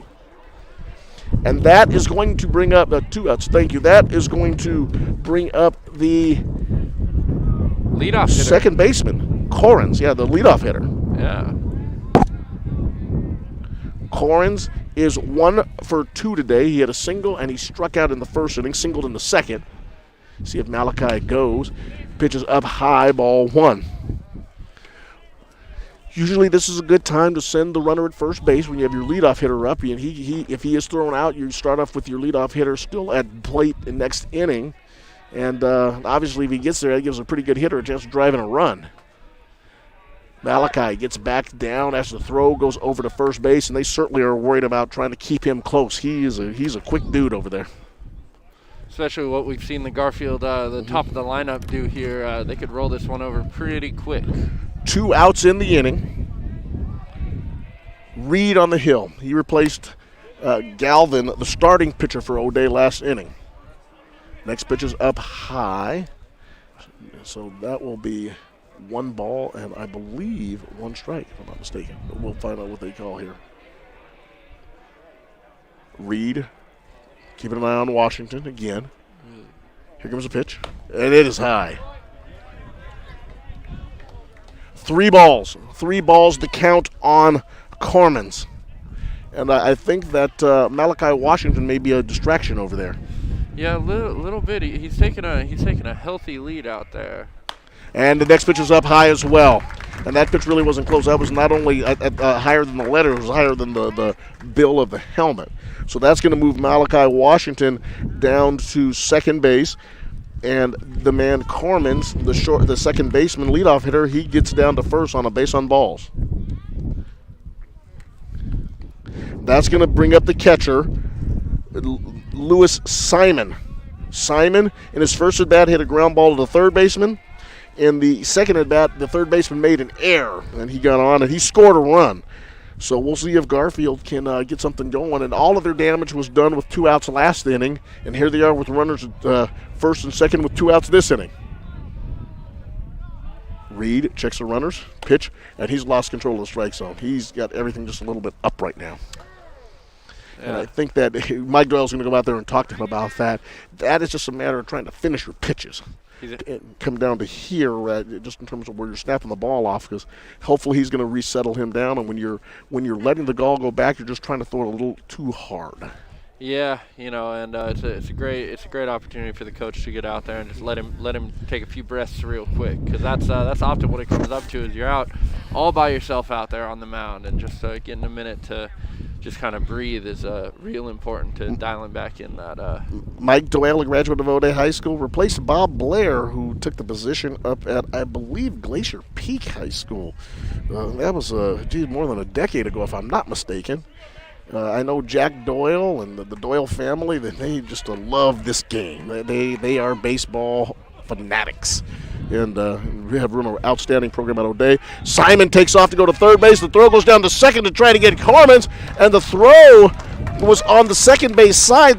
Gilligan tried to put the tag on. He thought he did, was trying to look for the out, but Garfield pulls off the double steal, and that's a big play now. And that was an athletic play, like from the shortstop there, to even get that ball and put the tag down. Here comes the next pitch to Reed, and it's popped up to left field.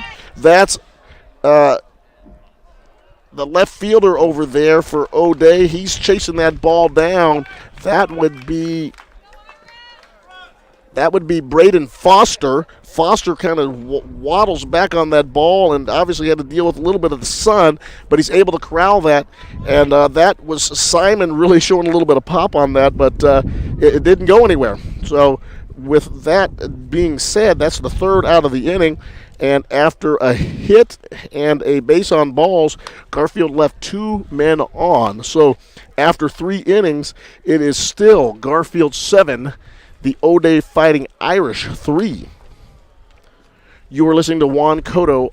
You are listening to Rainier Avenue Radio.World, our community radio station, your community radio station, and you are listening to Metro League baseball action here on the radio station today. We pride ourselves on telling stories of our children and our kids in the community, and athletics is a big part of that. And we have called football, baseball, and basketball games since the inception. We've done some soccer. We have done small schools. We have done the big schools. And today, 2 of the biggest in the city, the O'Day Fighting Irish, the Catholic school right in downtown Seattle on Pill Hill, and, of course, legendary Garfield High School over here in Seattle Central District. We are at Garfield Park, and you know where that is, 23rd Avenue and Union. You have the chicken in the background. Ezel's just kind of adding to the experience. It is a beautiful day here in Seattle, Washington. You have azure blue skies and puffer billy clouds, and we are excited to give you a break from the pandemic. as is the O'Day Irish looking to get themselves back in this ball game. Here comes Az Ferdozo, the right fielder. He is up. He struck out looking in the first inning, and he sings through another Hurst fastball to start off the inning for strike one. Ferdozo in the right-handed batter's box. Diminutive little man. A little skinny dude, but, man, he's got a little bit of pop to him, it looks like. He's one of the Bodden kids. He's got a Bodden helmet on. Here comes the pitch from Hurst. And that's a fastball that cuts the heart of the plate for strike two. 1 ball and 2 strikes is the count. Hurst, lefty. Leg kick, the arm, and that pitch is fouled straight back. Did you flinch?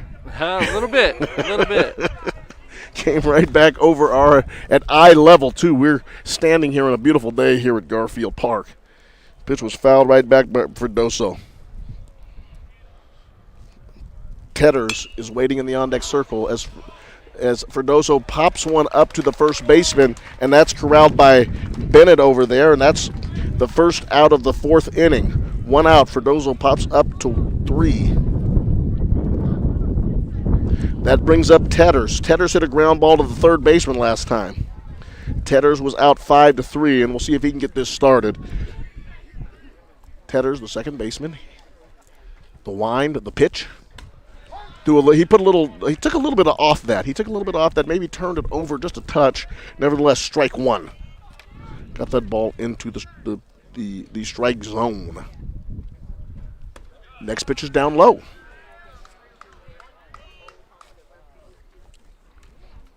Hurst pitching a whale of a ball game today.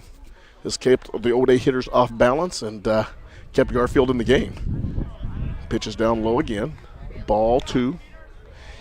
Teeters has Galvin Hurst. Let me get my head straight here. Knock.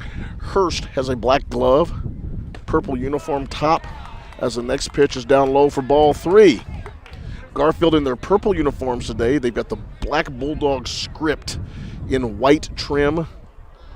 And this young gentleman wears the number 8. Here comes the pitch. And it's a little bit low. Ball 4. So Teeters draws a walk. He draws a base and balls, and we'll see if that actually hurts. That's your number 9 hitter. This brings us up to the O'Day top of the order, and here comes McFeely. And let's be honest, McFeely has he's hit Hurst hard. He's got 2 singles, and they've both been rockets. Here's a pitch outside part of the plate, and that's strike 1. 1 strike. Teeters has singled both times at bat. He has scored both times at bat. So he's got 2 of the O'Day 3 runs today. Next pitch is down low. 1 ball and 1 strike. Hurst trying to figure out how he can get this guy out. McFeely, and we talk about Irish. He is Irish. He's got the red hair going. Nice looking goggles on. Next pitch is a little bit low. Ball 2. 2 balls and 1 strike. As the runner over there, Teeters, stole second. Teeters got a really, really good jump, and he was at second base by the time the ball got to the catcher's glove. So we have Teeters at second. Chance for McFeely. If he gets his 3rd hit of the day, he might drive in a run. McFeely looks out. Hurst fires. That ball hit the plate right in the middle. Nice block by Simon. Simon was able to knock that ball down and keep it right in front. I believe that makes the count 2-2. Oh, 3 balls and 1 strike. 3 balls and 1 strike. So McFeely's ahead in the count. Let's see how he's feeling, if he can feel it. And he hits pounds one right into the ground. The third baseman comes across. That over there is Hogan. Hogan picks it up and throws him out, but the runner on second advances. Teeters gets over to third base on the ground out 5-3 by McFeely. Probably better to take the one you know you're going to get, although they did have him leaning far enough out. They probably could have gotten the guy in a pickle or something. Could have. Here comes Angus Gilligan. He doubled his last at bat. He also scored, and he takes the first pitch from Hurst outside. Strike 1. You have Teeters at third. He walked. He's been able to steal a base and then advance on the putout. Next pitch is outside, ball 2. Oh, 1-1. 1-1 is the count. Simon takes a deep breath, checks the runner over at third base, gets a signal from Simon.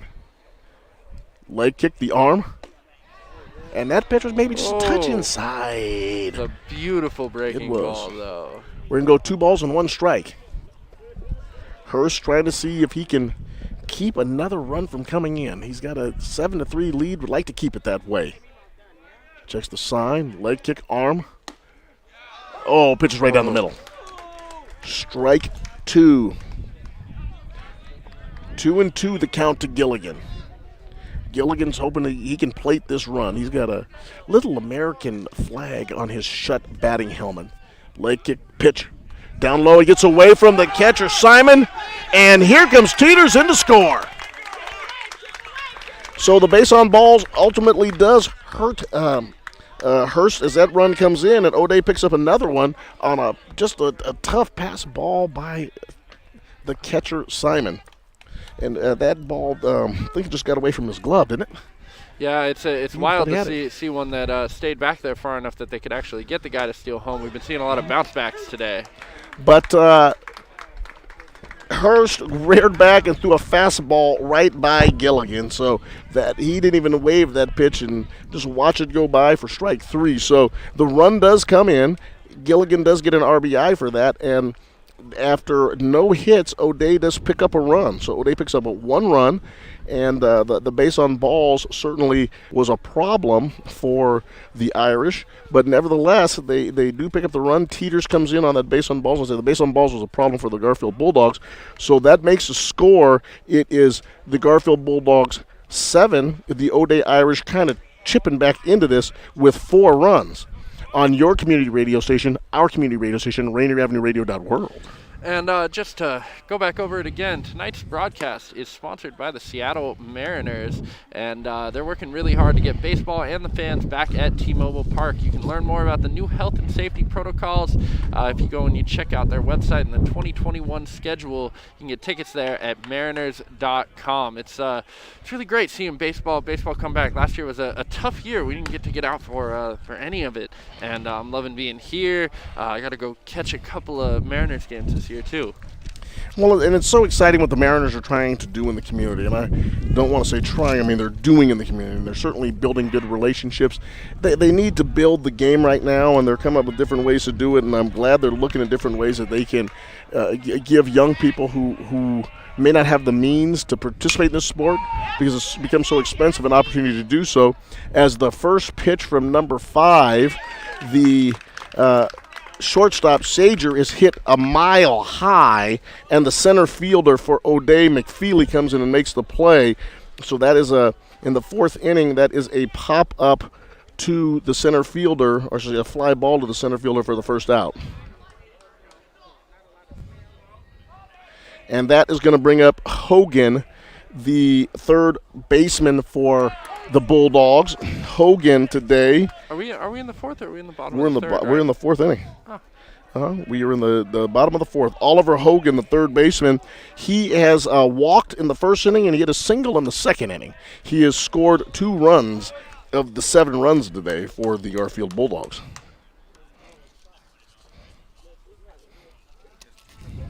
What's that? Oh, he's 2 triples? Here comes the next pitch. That is a ball right inside.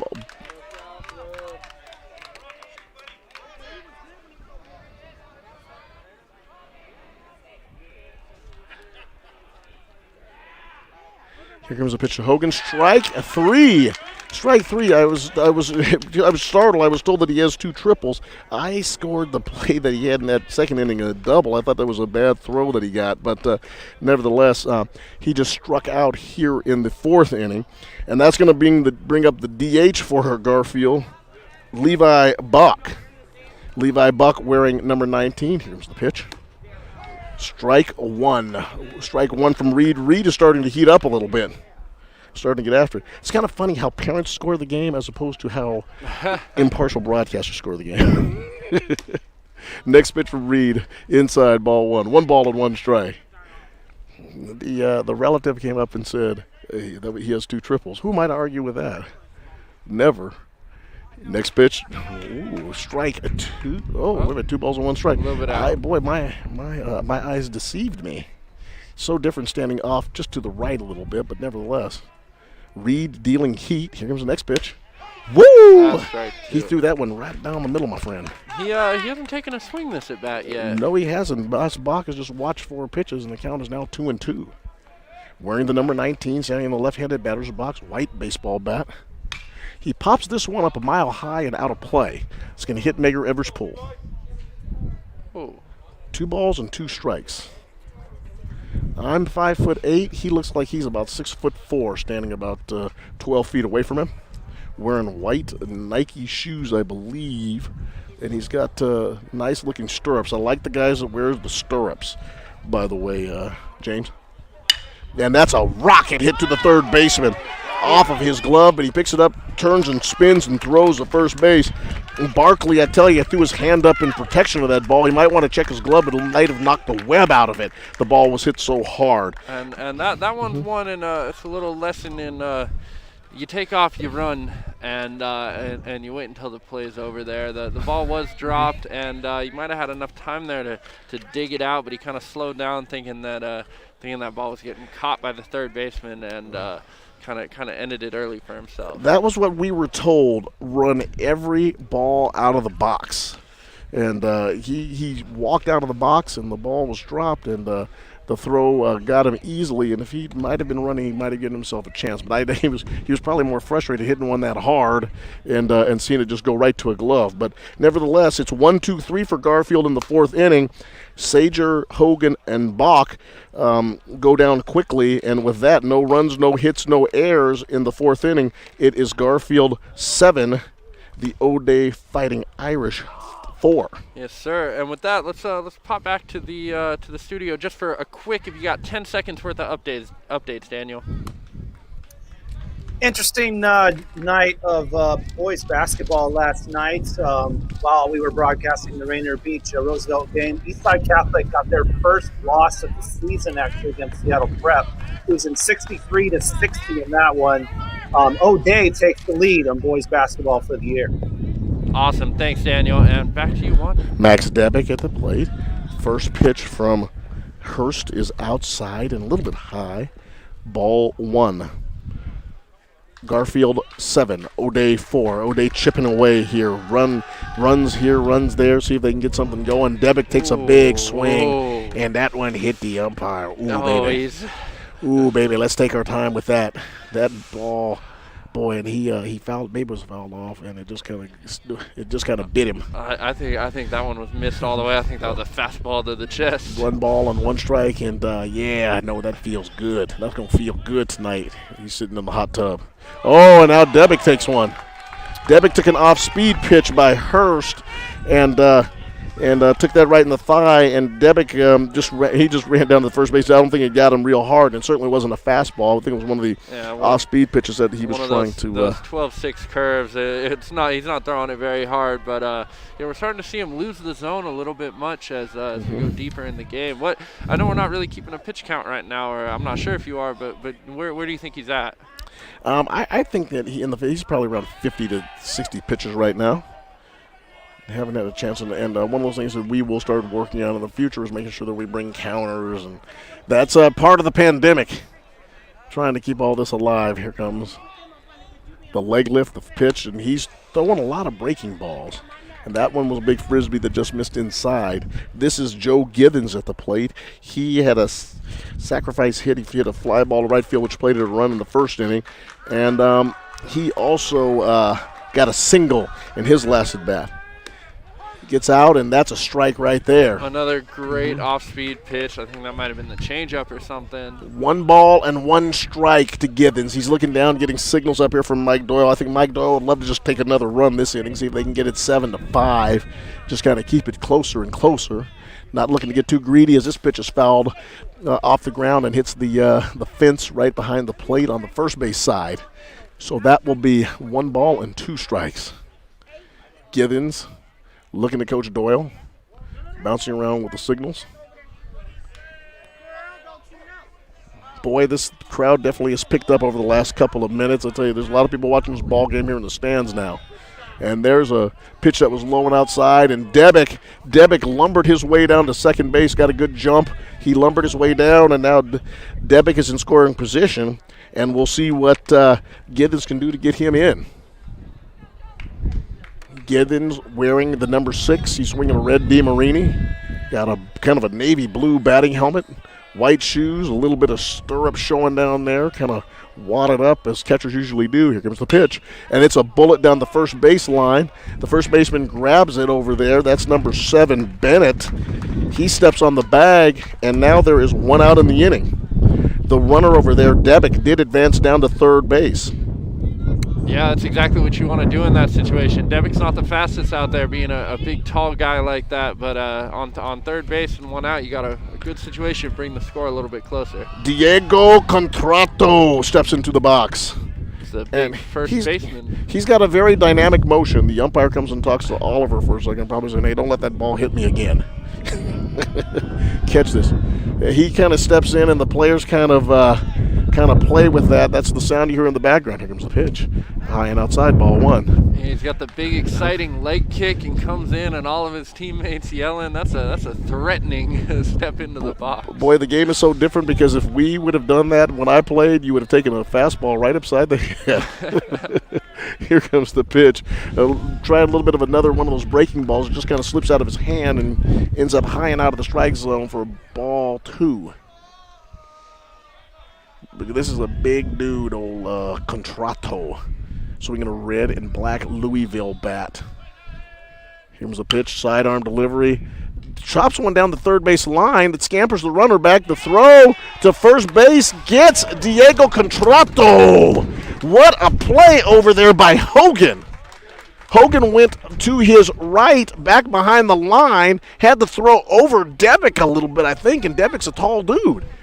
And fired the ball, and he did what you're supposed to do. Use that AstroTurf to your advantage, that field turf. The ball picked up speed as it skimmed across on the throw. He threw it just past the pitcher's mound. It took 3 bounces, got to the first baseman, and Diego Contrato was out 5-3. Yeah, he was just a little bit ahead of that pitch.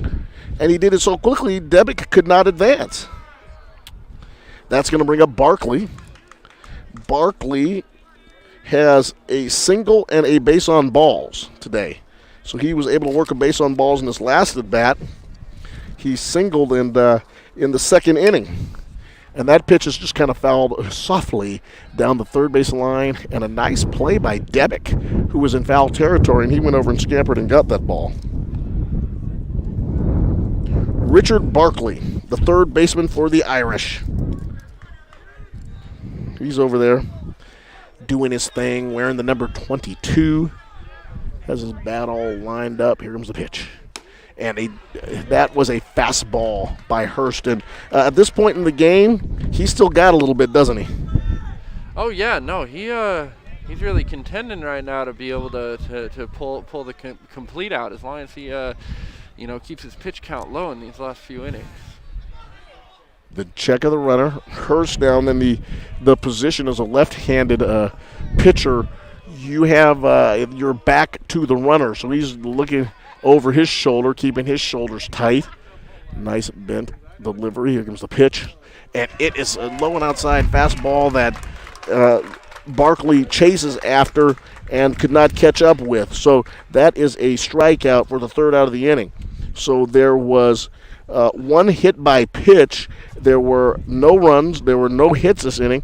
There was no Garfield errors. So after 4.5 innings, it is the O'Day Fighting Irish trailing in this game 7-4. Yeah, and let's jump into this little public health announcement from Seattle and King County. Now that we all have experienced living through a pandemic, we understand a tiny germ can upend our lives. Protect your child from serious diseases we can prevent now, like measles, mumps, and whooping cough. Worried about keeping your child healthy during COVID-19? Staying up to date with immunizations and child visits are some of the best ways you can. Yeah, there's a lot we gotta think about now to stay safe out here. Everything's kind of changed since the last time we've done one of these games, Juan, and it's nice to see everybody getting on top of it. People are starting to get vaccinated, and things are starting to get back to some level of normal now. Checking in on the umpire, he just gave me the thumbs up. He's doing good. We're pulling for you back here. little bit easier for us back here. We got a fence in front of us. Oh man, here we go. Garfield coming up here. Here comes. This looks like are they pinch hitting? This looks like number 15 for Garfield. I'll check and make sure. Garfield going to pinch hit here. Bringing a young player here. Don't know if we've seen him before. Here comes the first pitch. It's bunted at, and it is strike one. No, that is Denali Tan. Tan's hiding out over there in right field, James, and from where we stand, I can't see him, so he comes in like, who is he? But this is Tan. Tan has played a heck of a ball game today. He has singled and he struck out, but he scored a run. Here comes the pitch from Reed, and it is hammered over towards the O'Day dugout. And picked up real nice play by the Garfield head coach over there. I think that's their head coach, making a really, really nice play for the to get that ball. So here we go. Tan. Short in stature, but he's played a big role in this game today, and another ball hit down the third base line. So he's out in front of Reed's delivery and took a mighty hack at it. We said last inning Reed was dealing. He went 1-2-3 in the last inning and kept Garfield off the score. He's trying to keep this game close. Oh, yeah. You can see down the left field line there, it looks like O'Day's throwing somebody out in the bullpen. Mm-hmm. Pitch from Reed, and it's hammered down the left field line, and it goes into the trees and it hits a limb, and it's a foul ball. And that's one of the beautiful things about Seattle ballparks.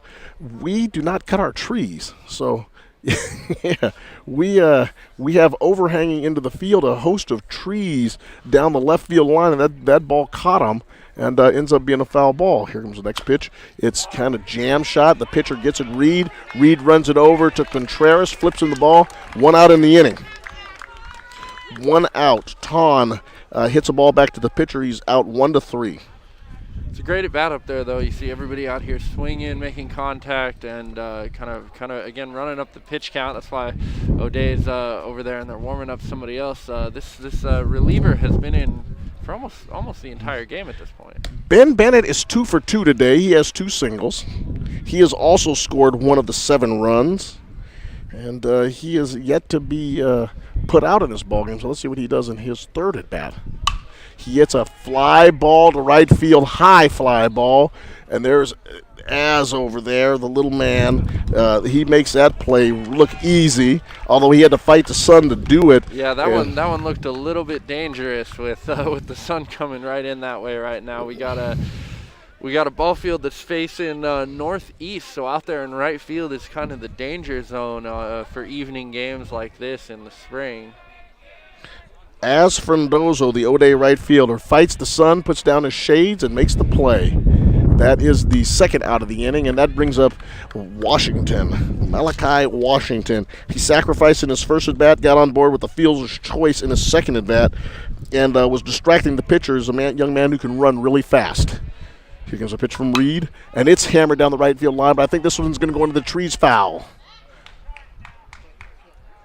Reed looking for a baseball, and that's something that we have to deal with the pandemic. The umpires don't have a big satchel full of baseballs anymore.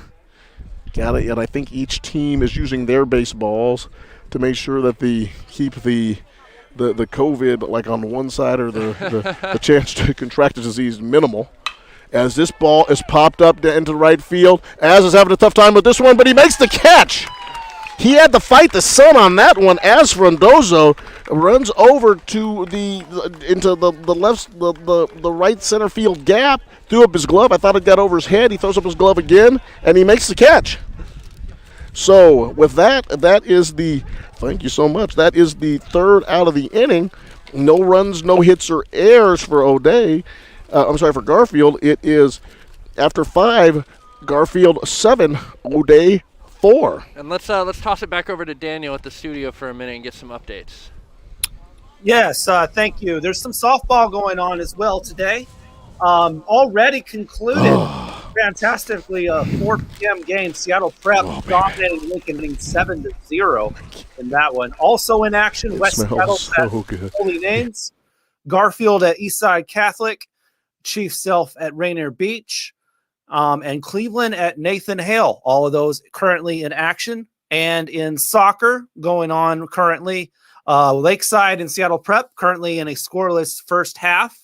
Chief Self and Eastside Catholic playing each other. West Seattle, Rainier Beach. Also Roosevelt and Ballard. And Ingram, Nathan Hale. That goes off at 4:30. Cleveland at Franklin. That starts at 6. O'Day will play Garfield at 6:45. Lincoln, Blanchette, Bishop Blanchette at 7 p.m.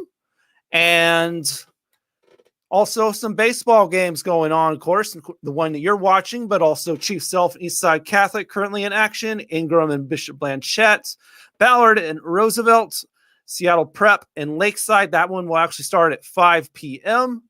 And an interesting night of girls basketball action with that one going on. Garfield getting another win, actually, against Nathan Hale. It was 59-42 in that one.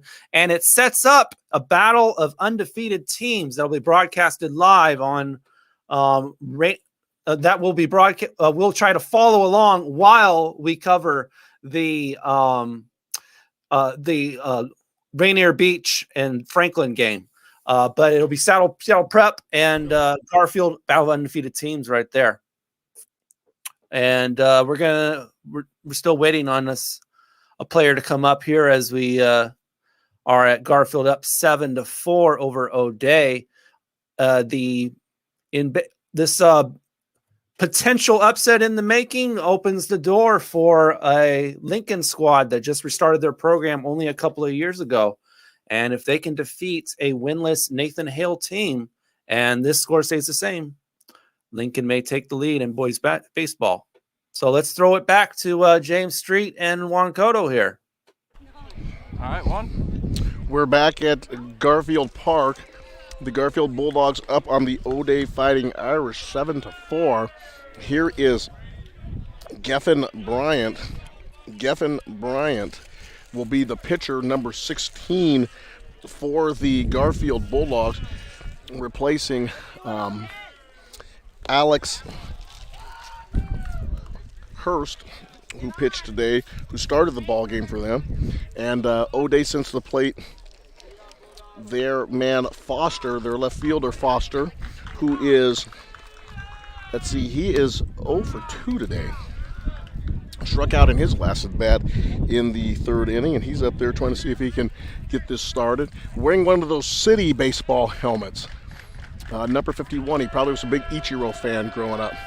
The O'Day dugout making some noise. Here comes the next pitch. It's a little bit outside. Ball. Checks the count. See what's going on. He's got white batting gloves, white Marucci batting gloves that he's kind of messing around and playing around with. Black bat.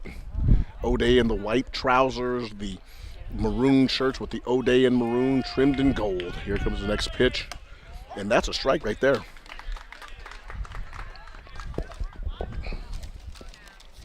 Bryant, about a 6'1" right-hander, black glove. Changing the angles, and a shot is hit down the right field line, just foul. I mean by inches. Foster just missed that. Trying to see if he can get O'Day back in this ball game.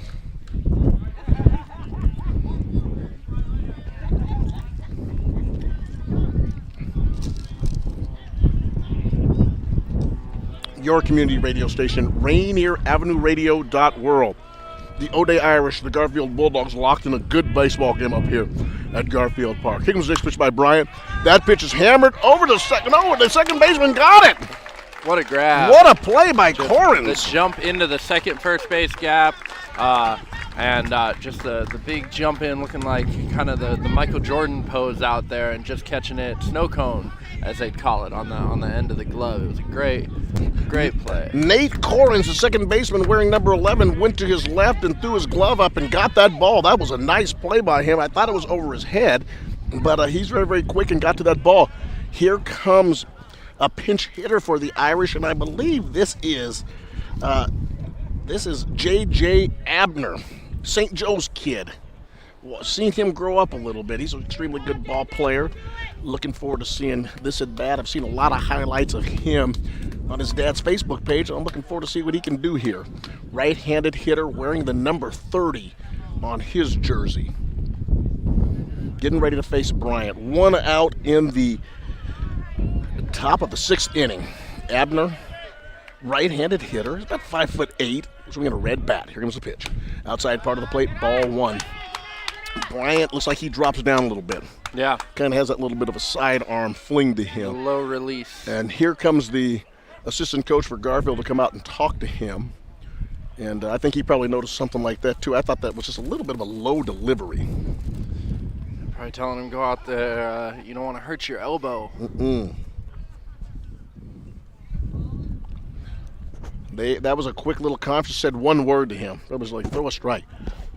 He was walking off, and he said pitch. yeah, get the.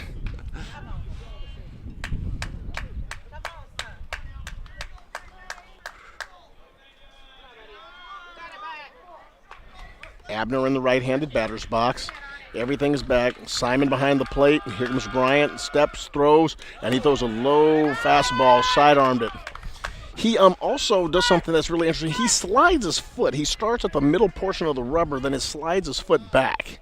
And I've always kind of felt that kind of changes your eyes on the pitch. And I've always tried to keep my pitchers a little bit more, how should I say, just a little bit more on the mound than that. But watch, when he makes his move, he slides his foot back, comes out on the extreme right-hand side of the mound, and then throws it across back into the strike zone. That is a weird one. Yeah. He kind of ends up on the first base side of the mound pretty far. Abner takes a deep breath, waves his red Louisville slugger, looks out, the slide, the pitch. And that was a little low. I think that brings the count to 3-1 if I'm not mistaken. Yep. Bryant versus Abner. Abner hitting for Foster. Waving that red DeMarini, wearing a maroon batting helmet with the Easton logo on it. Here goes the pitch. Abner takes a cut. That would make it 3 balls and 2 strikes as the pitch was fouled back, and he got a good hack at it. See if Abner, like to get Abner on base. He can run a little bit. Extremely good student back in his St. Joe's days. I'm sure he's doing real well as the Irish. Takes a big breath, relaxes those shoulders, climbs in for the 3-2 pitch from Bryant. The rock, the throw, down low, and it is ball 4. Abner draws a walk. And just a fantastic at bat up there too, really being patient with it and using his time to get on base like that. It looks like they're going to throw in pinch runner here for him. Abner comes off, and that brings in that brings back Ferdoso. So Ferdoso comes back into the game to kind of run for himself. Abner with the base on balls. And this brings up this should bring up, if I'm not mistaken, Teeters. Teeters is the second baseman. And Teeters is 0 for 1 today. He had a ground ball to the third baseman that was in the second inning. Walked in the fourth.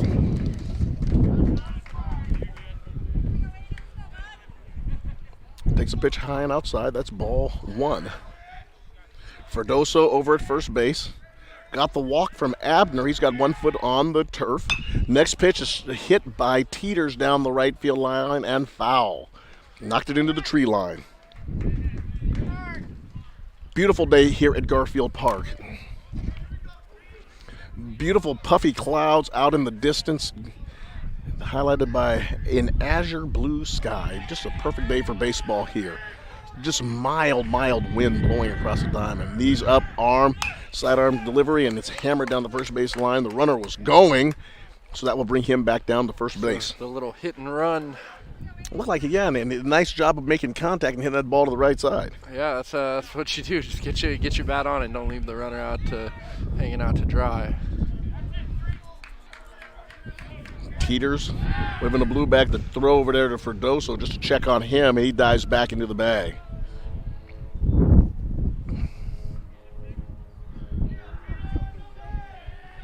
Ferdoso gets his lead, steps off, 1 foot on the carpet. Snap throw over, nice play over there by Bennett. Ben Bennett using that big Rawlings first base glove real well. Just was able to snag a throw that came off the turf. And they're keeping a close eye on Ferdoso, who can run a little bit, obviously. He takes off. Here comes the pitch, and it's hammered to the shortstop. The ball is bobbled by Sager. And he may have been trying to go just a little too quick with it to turn the double play. He came in on the ball, and he's walking back just semi-dejectedly. And that's the thing about baseball. You got to wipe those things off. So the air to the shortstop puts 2 runners on, runners at first and second, and that's going to bring O'Day's top of the order up. That's going to bring up McFeely. McFeely is up right now. Runners at first and second. There's 1 out in the inning. We are live. Bryant, the knee kick, the arm, outside, ball 1. He drops down in his delivery. He's wearing a purple neck scarf. And that's obviously because of COVID that they allow the neck scarf. He can maybe pull that up if it becomes something. He's looking in, and he's getting his signals now from Simon, who's back behind the plate, wearing the number 14. Here comes the pitch. The runners are going, and McFeely fouled that pitch onto the top of the Garfield gymnasium down the right field line. So Mike Doyle being very aggressive and sending the runners. Bryant has a new baseball. He steps back into his position on the hill. Right-handed pitcher. He's on the extreme right-hand side of the rubber. Closes off his stance, the knee lift, the throw, and it's on the outside part of the plate. Ball just missed outside. I believe that makes the count 1 ball and 1 strike. 1-1 is the count. McFeely, he's had a good day today. He's got 2 singles, and he's also grounded out to third base. Bryant, knee kick throw, the runners go, and he hits the ball right up the middle, but it's snared by the shortstop, Satcher. He throws over the first, and he gets him. Where did he come from? Boy, you talk about making the next play. Satcher, I don't know where he was. He was way out of nowhere. Maybe he was behind the umpire. He came flying in behind second base, grabbed the baseball, throws a lazy over to the first base, and he gets McFeely on the putout, 6-3. Yeah, that looked like a pretty secure base hit. That was a phenomenal play by the shortstop, especially not just to stop it and keep somebody from scoring, but to make that throw over to first base too. So the runners move up 90 feet, and that's going to bring up Gilligan, the O'Day Irish shortstop. Gilligan has struck out twice today, and he's also hit a double. First pitch was a little bit outside, ball 1. He's wearing number 1 on his back. O'Day block script trimmed in the gold numbers. Here comes the pitch. And he hammers that one foul right towards his teammates. And just Gilligan, shortstop for the O'Day Fighting Irish. It is Garfield 7. The Irish 4, 2 runners so closely by, trying to turn this into a 1-1 game. He could do it with 1 swing and a base hit. Bryant stares into Simon, gets the signal. Here comes the pitch. Ooh, just missed outside. Simon with a really, really good frame on that. That's one of the things that catchers have really been working on, is making sure they frame those pitches. And man, he's made a number of pitches that may have been borderline, look like strikes today. Bryant gets his signal from Simon, the knee kick, the throw. Oh, just outside. I think that makes the count 2 balls and 1 strike. And Simon looks like he's just trying to rest his knees a little bit. But that's the thing about being back behind the plate, James. You get a workout back there. 3 balls and 1 strike. This is a big action pitch. Gilligan chokes up on the bat. Got about an inch of it hanging out of his right palm, and he slams that one down towards Coach Doyle. And Coach Doyle's still showing he's got a little bit of skills down there. Coach Doyle made a nice play on that ball.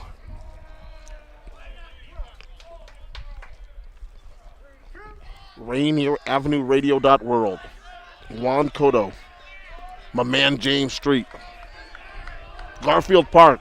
O'Day, Garfield. 3 balls, 2 strikes. Fly ball down the right field line.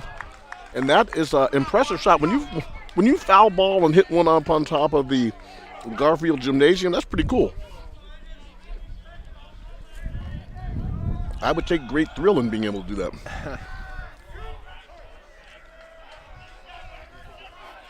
Here comes Bryant, wearing the number 16 on his back, getting the signal, the leg kick, the delivery, and it's a rope into left field. 1 run will score. Here comes the second run. It will score. And O'Day is now back in this ball game. The single by Gilligan makes the score Garfield 7, O'Day 6. Garfield 7, O'Day 6, and that brings up Max Debick. Max Debick at the plate, and Max Debick has a base and balls. He popped out to the first baseman. In his last at bat in the 5th inning, he got hit by a pitch. Mike Doyle putting on signals over there for Gilligan. Angus Gilligan, 3-2 pitch, hits a ball in the left field, and that plates 2 runs.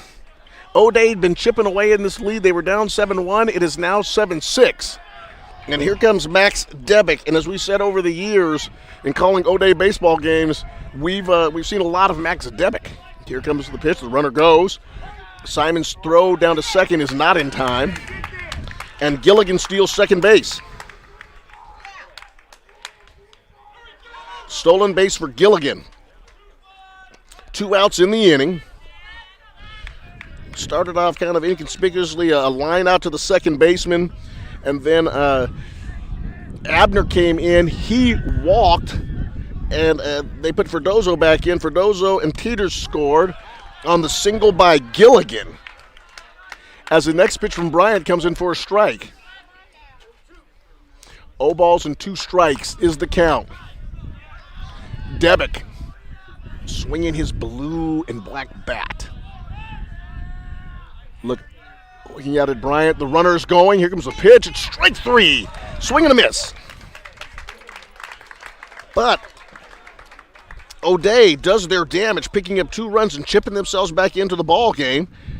Debick goes down on strikes to end the inning, but however, Gilligan's single plated 2 runs. So after 5.5 innings, it is the O'Day Irish now trailing Garfield 7-6. Yeah, and let's take a second here to go over a little bit about our sponsors. We are sponsored by the Seattle Mariners, and the Mariners are doing some pretty cool stuff. They're excited to have 7 applications for the Hometown 9 Open that's they're going to be picking on June 19th. For more information about the fellowship program, go to mariners.com/hometown9. And it really is cool seeing how much the Mariners are doing for the community out here and community outreach.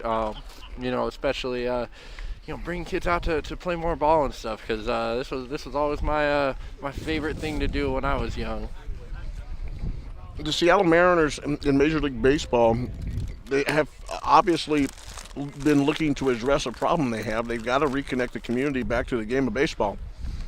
And with the great stars over the years, the Jackie Robinsons of the world, the Frank Robinsons of the world, the Eddie Murrays of the world, the Henry Aarons of the world, the Willie Mays of the world, baseball has always had its soul tied to the African-American community. For some reason, the last 2 decades, kids are not playing baseball in America's inner cities. And I'm glad to see that the Mariners looking to address this. There is an expense to this game now. There are opportunities in terms of competition. And the Mariners with this Hometown 9 program are giving those kids an opportunity to play baseball. And I think you're right. I think it's a great connection in what they're trying to accomplish. But you know something, James? We love baseball. Oh, yeah. And we love calling these games. Here comes the Fighting Irish. Reed back still up on top of the hill. His first pitch is strike one. And the hitter for Garfield is let me see who this is. Garfield's hitter in the sixth inning is Smith. And he hits a ball up the middle, and then here comes Gilligan across. Gilligan makes a nice play and a slow hit ball up the middle to get the right fielder, the center fielder, Kerry Smith. So Smith is out 6-3. Nice play by Gilligan coming across the back of the bag and making that play. Man, I've seen a number of great picks over at first base today from both teams, but both sides, just some incredible catches. And as the wind kind of picks up a little bit as we move into the 5 o'clock hour, here comes number 11. This is Corus, the second baseman. He is 1 for 2 today, a single, a base on balls, and a strikeout. And that's exactly the stat line of what a leadoff hitter should look like. A single, a strikeout, a base on balls. He's taking a lot of pitches and trying to set the table for the Garfield Bulldogs. Oh, yeah. Next pitch is a little bit high, making the count 3 balls. 3 balls on Corus, and he's trying to see if he can get another walk out of this. Here comes the pitch. It's high, ball 4. Ball 4. So a 4-pitch walk to Corins. And that'll put him on first base, and that's going to bring up the catcher, Lewis Simon. Simon has hit a ground ball to third base. There was an error out by the third baseman on one of the balls he hit down there in the second inning. He played it a run for him, and then he flew out to left field in his last at bat in the third. Here comes the pitch, fastball, and the runner goes. Corins gets down to second base, and he is sliding in safely. Corins steals second. So Simon now has a little bit of a duck on the pond, as we like to say.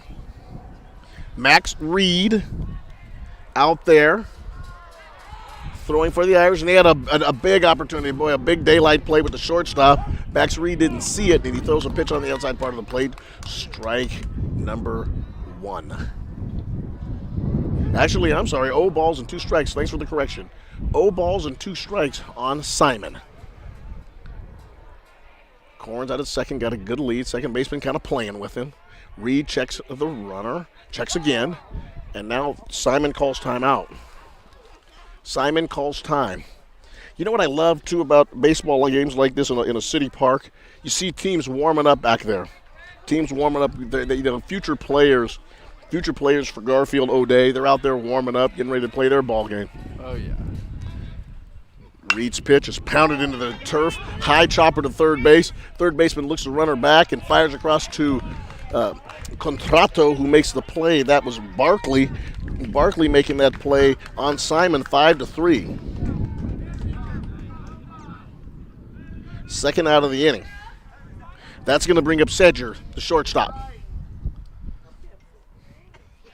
Sedger has a base on balls in the first inning. He hit a single in the second inning, and he flew out to right field in the third inning. So that would make him, according to my math, 1 for 2 today. Here goes the knee kick and step over to second base. Kind of an interesting move there. He put his foot down and pushed off towards second base. He didn't do the spin move. Was not called a balk. Couple of checks of the runner. Here comes the pitch from Reed. And that's down low. Or did he call it a strike? Yes, he did call it a strike. Strike 1. I don't think Sager liked that call. No, that was definitely the low part of the zone, but that's where you want to stay. You know, the way I always thought of it, the box is a little bit bigger than they show on TV. You know, if you're catching the edge, and we're very close on keeping the conversations low. Not want to use my normal animated voice on that one. Reed, knee kick, the pitch. Oh, fastball, strike 2. He's going right at Sager. 0 balls and 2 strikes. Sager taps his bat on the plate. Swinging a gray Louisville slugger. Whipping that bat around, right-handed batter's box. He has a little bit of a neck scarf look going for his gator or his. Boy, do we have a lot of names for masks these days. Pounds the ball down the third base line. It will be foul.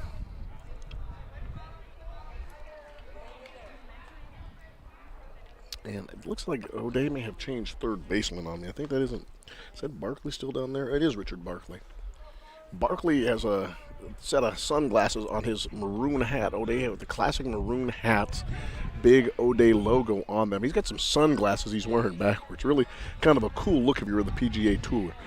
Here comes the pitch from Reed. Low and outside. Ball 1. 1 ball and 2 strikes. Big moment in the ball game here, James. Want to see if Garfield can get that insurance run in. That would be a big help going into the final half of the top of the 7th. See if they can get that out, but we'll see what happens. Reed, knee kick, pitch, and it's hammered back up the middle for a base hit. Here comes Cormans. Here comes the throw. They hold him at third base, and a strike. The strike being thrown by the center fielder, McFeely. Did not want to challenge McFeely, and understandably so. He threw a rope, so a good decision by the third base coach. But what a tough call on that one, because you got your fastest runner out there. You got your leadoff hitter coming around third base. And you're right there. Interesting. He did not send him in. They held him up, and this is going to bring in Hogan. Hogan has a triple. He has a double, and of course, I think I got some conjecture from some of the folks. Me being the impartial observer, I think that may have been his family. We'll call it 2 triples. What the heck? And then he struck out looking in his last at bat. He's a rope to center field. Will McFeely get it? He will not. 1 run will score. That's Corrins. Here comes the shortstop. Sadger flying around as this is another triple. We'll call it another triple for Hogan today. And James, that ball was hit on a rope. I think I know who we got as the MVP pick right now. He's having a day. That ball was hit on a rope over the head of McFeely, and McFeely can run. He turned and ran, and that ball was clear over his head, some 325 feet away on the line. By the time McFeely chased it down and got it back in, he was all the way at third base for his 3rd triple of the day. So now Garfield's got the 3-run lead now, huh? Garfield plates 2 more runs. They have a 3-run lead, and that is exactly what the doctor ordered. Oh, nobody. They tried a little hidden ball trick on him at third base, but the umpires weren't. They kind of had called time, but we're walking around. It's a fun little one. So hard to pull those plays off. Here comes Balk, the DH. He is 0 for 3 today. His last at bat, he hit a ground ball to the third baseman, and he's kind of looking over his shoulder to see what's going on. Rainier Avenue Radio.world, your community radio station, our community radio station. Garfield, O'Day. Garfield, 9. O'Day, 6. The Bulldogs, 9. The Irish, 6. 2 of the classic high schools in the Seattle area. Private school, all boys, about 2, maybe a mile from here. Maybe it's just a mile from here as the first pitch comes in for a strike, just right down the street. And then right here at Garfield High School, the jewel of the central area, so many, the Quincy Jones Auditorium, and you can just rattle off the names of people that went to Garfield High School. Here comes the next pitch from Reed, and it's pounded into right field. And here comes Hogan. Hogan gets the hero's welcome. Bach, the DH, singles, and that's going to score Hogan. It is now the Fighting Irish 6, the Garfield Bulldogs 10.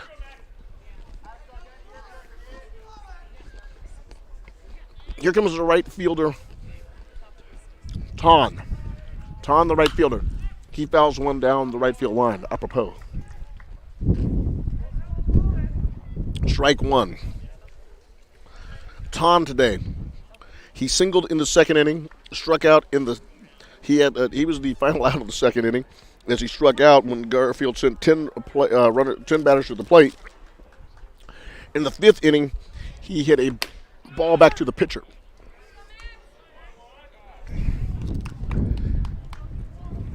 Next pitch from Reed is outside. Swinging that white Louisville slugger. Ton checking out Reed. Reed checking the runner. Here comes the pitch. And it's hammered down the third base line. Nice, easy throw across the diamond by Barkley. And Barkley put a little bit of mustard on that one to get Ton, who runs pretty well. So, Garfield sends Rainier Avenue Radio.world. Garfield sends 7 batters to the plate. They pick up 3 runs. The big damage was the triple by Hogan, plating 2 runs, plating Currans and Sager. So you had 3 hits, a base on balls, and the timely triple to score 3 runs in the inning on the 3 hits, and there were no O'Day errors. So after 6 innings, it is the Garfield Bulldogs 10, the O'Day Fighting Irish 6. You know, and I said that where I said it was weird that they didn't send their leadoff runner home on that one, even though it would have been close. And I think I understand why now. I think Hogan's got a bit of a knack for sending them deep into the outfield. Was it 3 for 4 today? With, 3 triples, 2 triples and a double, whatever you want to call it. He's having a day. Givens, Contratto, and Barkley are going to be the O'Day Irish hitters to come up. They need 4 this inning to keep this game going. They got to pick up 4, and here comes. Well, they can grab 3, right, and get the tie. No, they got it's 10-6. Oh, it's 10-6. 10-6. 10-6. Right. They need 4. All right. They need 4 to stay in it. And let me see this young man who's up on the hill, and he is looks like their closer. This is Nick Sager, the shortstop. The shortstop Sager is now up on the hill. So we got Sager pitching. And let me see who's replaced him at shortstop. And obviously, your shortstop is one of the guys who has a really good arm over there. So this is an opportunity for him to come in. And it looks like they slid the second baseman the over? little second baseman, Corrins. Corrins goes over to a shortstop, and he's firing the ball. And then we over at second base now. Looks like that is, trying to see who that young man is. Is that number 8 over there? It might have been the pitcher who was in the game. There we go. No, that's number 2. So they made a couple of different changes, didn't they? That's Matt Stewart. Stewart at second. Sager on the mound. And Corrins is now over at shortstop. Oh, the first pitch way out and away. Hand slipped off the curveball. Looked like you tried to start off with a breaking pitch. Here comes Givens, Joe Givens at the plate. He has a single today. He's also had a sacrifice fly, and he hit a ground ball to first base in his last at bat where he was just unassisted on that play. And the next pitch comes down low, ball 2. Sager trying to see what he can do, and the fans are over Garfield are trying to support him. We've got Givens, we've got Contratto, and we've got Barkley. Big swing and a strike. Nice pitch by Sager and a big swing and a miss. 1-1 is the count. Pitch from Sager. Popped up down the left field line and into the trees.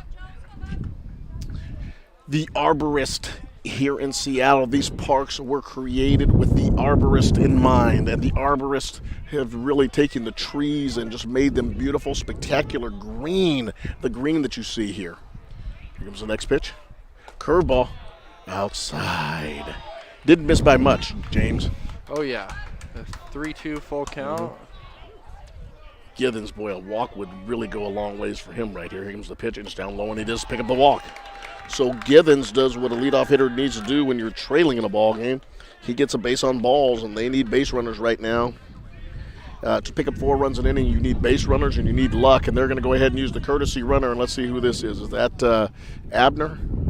No, it is not. That is number 14 again. That is for the Irish. That is Isaiah Nolan. Isaiah Nolan, the O'Day Irish, number 14. And he's over there running at first base. Here comes Diego Contreras, and throw over to take a look at Nolan.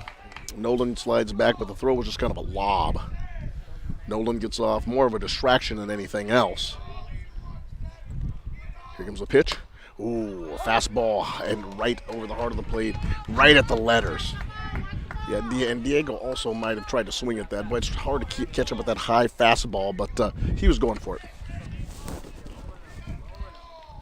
Here was the next pitch from Sager. Just outside. Ball one. 1 ball, 1 strike. Sager storming off the hill. If you've been to Garfield, it is a big hill. You know, the major league height is 10 inches. I think that's just a little bit more. It's a nice looking sized hill. Flip throw over to first base to check on the young runner over there. That is number 20. Let me get this guy right for you. Isaiah Nolan. And here's a ground ball. It's a big bouncer. The second baseman gets it and throws over to first base.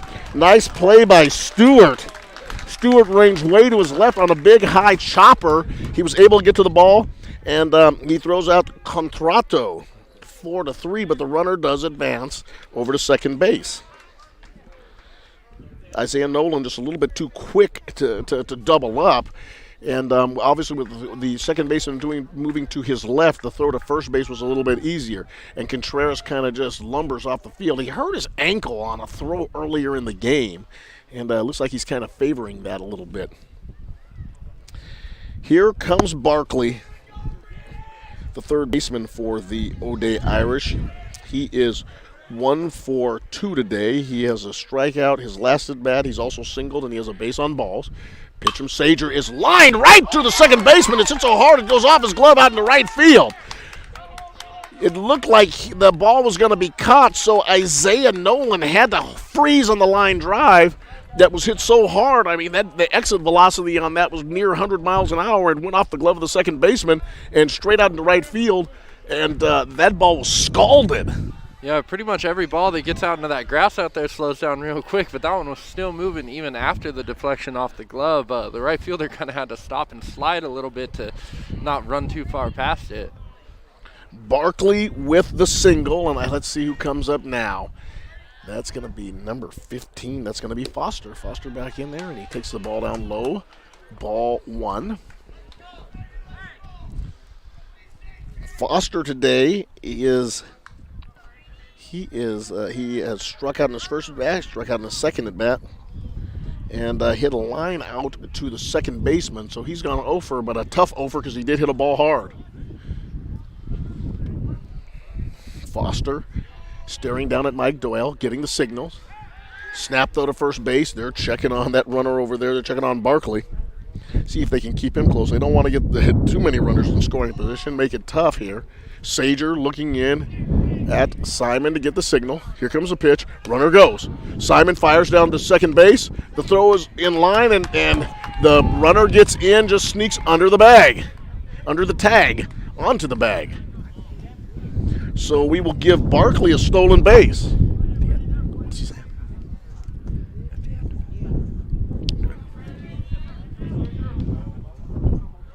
Sager looks in for the sign. Here goes a pitch.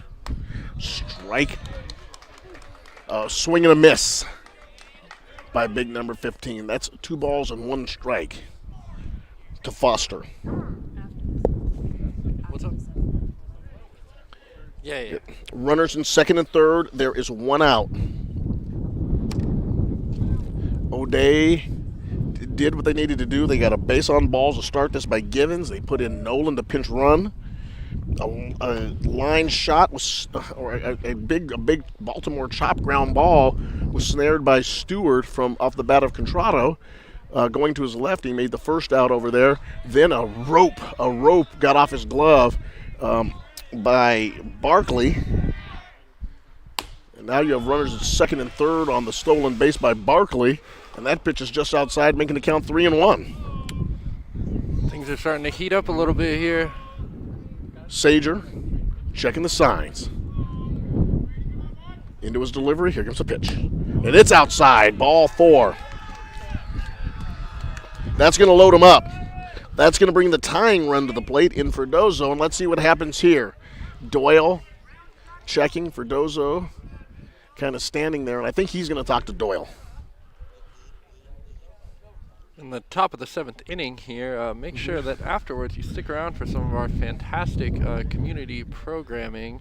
We have Seattle Here and Now with John Yasutaki coming up right after this. You're going to have John Yasutaki. What a great program. And John Yasutaki knows a lot about Seattle here and now. Here's and the now. Oh, boy, he knows a lot about that, and he knows a lot of news that a lot of people don't know, so it'll be good to hear that show. Catch up with what's going on. And a little conference on the mound. The umpire goes out there to get Simon back behind the plate. Sager has walked the bases loaded with that walk, and here comes Ferdoso. Ferdoso did not hit for himself last inning. He had Abner come up and take a swings for him, but now Ferdoso's up there. Here comes the pitch. Ball outside and low. Ball 1, and Sager kind of walking around on that mound, kind of staggering, just a little bit frustrated. He looks a little defeated up there right now. Second pitch, right down the middle and catching the heart of the plate for strike 1. Gives you some confidence back to see that one. It does. See if he can Sager, and Sager's got a real live arm. We've seen that at shortstop today. Here comes the pitch, and it's fouled straight back. Fouled straight back, and almost was right over our broadcast situation here. But lucky for us, the fence kind of stops it, and Ferdoso finds himself in the count 1-1. Or 1-2. 1 ball and 2 strikes. Here comes the pitch, and it's a high fly ball to right field. And Ton is under that ball. He winds up, he throws. He's got a real good arm, and man, nice running by Isaiah Nolan. Nolan gets in, and a heck of a throw by Ton, but the runner also at second base advances, so that's going to bring Githens. Githens was in, or actually Nolan was running for Githens as the courtesy runner, and so that makes the score 10-7, and the runner Barkley advances over to the third base, and Ferdoso on a high fly ball and a deep fly ball to right field is the second out of the inning. That's a necessary evil to have that one run come in. I mean, they got the out, 2 outs now. They're sitting good. Both second and first base got the force on. Garfield's sitting pretty nice right now. He's going to bring up Teeters. He is 0 for 2 today. He had a base on balls. He scored a run. And the next pitch comes in for a strike. 1 ball and 1 strike to Teeters. The second baseman, 1-1. He had a ground ball to the third baseman in his first at bat. Base hit balls in the fourth, and then an error, I believe, on the shortstop in the sixth. That led to a run scored for him. Teeters waving his blue Marucci, and that's inside. I believe that makes the count 2 balls and 1 strike. 2 balls and 1 strike. O'Day fighting Irish Garfield Bulldogs. 2 balls, 1 strike on Teeters. It is 10-7 Garfield. Next pitch is outside and high. 3 balls and 1 strike will be the count to Teeters. Teeters looking, and once again, O'Day needs base runners. He is, in fact, the tying run of the game. Garfield 10, O'Day 7. The pitch from Sager, it's up high. That's ball 4.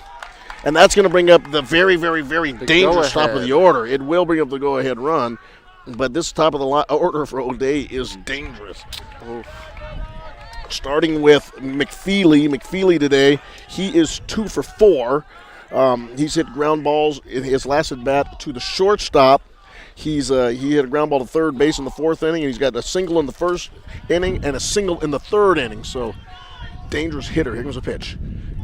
A little bit outside. Ball 1. Well, we knew it was going to be a game, Juan. We are always on Rainier Avenue Radio.world. We are always entertained by games in the Metro League. 1 ball. Here comes the next pitch. The kick, strike on the outside part of the plate. Sager wanted that pitch. He looks a little frustrated, but he looked and he got that pitch. 1 ball, 1 strike. McFeely with the bases loaded. You got Barkley, you've got Foster, and you've got Ferdoso on a base hit up the middle. 1 run is going to score. Here comes the second run. And like I said, the very, very dangerous Irish top of the order. McFeely drives in 2 runs, and suddenly we are looking at a 10-9 game. And it looks like we're getting a new pitcher. We are getting a new pitcher. Teeters on the single went to third base, and now we have McFeely at first. So the score is 10-9, and Teeters is over at third, and the tying run is just 90 feet away. And looking like we got the our second baseman, shortstop, kind of everything, leadoff hitter, come and take the mound now. Here comes Corrins into the ball game as the pitcher. Corrins is going to go ahead, and Corrins, you're right, he has done a little bit of everything for Garfield today. See if he can be the hero. They just need one more out. Nate Corrins, who has played second base, he was just at short. He's going to come up and jump on the bump to see if he can put this fire out. So they need a reliever to come in and get one out, and we'll see if he can do it. Teeters, representing the tying run, is at third base. Simon picks up his mask, and he's going to go ahead and jump behind the plate and catch the warm-up pitches. And a lot of different ways that this can go, James. We can have first and third play, and we'll see what they do with the runner over there, who's now represents the winning red, the go-ahead run over at first base. And I'm sure right now Mike Doyle is just kind of going through a labyrinth of decisions that he can make right here with his coaching staff. Got an assistant coach over there with him, and he's talking about it. Do we send the McFeely, who can fly, by the way? Do we send McFeely and see what we can do there? Get 2 runners in scoring position.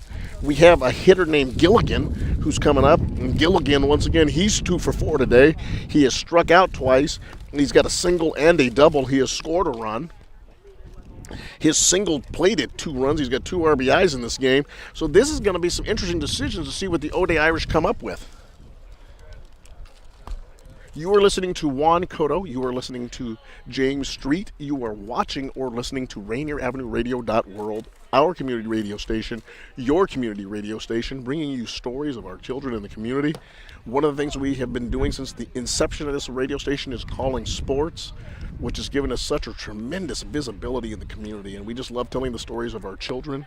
We love the competitiveness of our athletes. And it's just so wonderful to hear from parents and different players who have been on Rainier Avenue Radio and have been seen through Rainier Avenue Radio, how much fun they have and enjoy the broadcast. And we hope you're enjoying this one today, and it's a good one. We are at Garfield Park. We are in the top of the 7th inning. The O'Day Irish, who were down 7-1, strapped their way back to 7-6. Then Garfield scored 3 runs in the 6th inning to get 3 insurance runs to go up 10-6. And O'Day has come in and they have scored 3 runs and just really made this inning really, really, really tough. And there are 2 outs in this inning as Lewis Simon, the catcher, goes out and he puts his first and third defense on for the Garfield Bulldogs. And this is going to bring up Gilligan, who is the O'Day Irish shortstop. Angus Gilligan steps in the right-handed batter's box. Here comes the pitch. It's outside, but what a play by Simon. Oh, and he didn't run either. No, Simon made a heck of a backstop on that pitch outside in the left-handed batter's box, just threw the glove at it, and it stuck there like Velcro. Nice play, Simon. Gilligan wearing the number 1 on his back, and now we have a rundown in second base. They throw over to third base, and the ball is dropped! The ball is dropped by the third baseman, and they're going to score, and there goes McFeely to third base. The Irish score the run.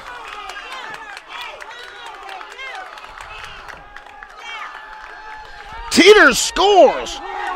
McFeely comes home, the throw's over his head, and he scores the lead run. McFeely scores.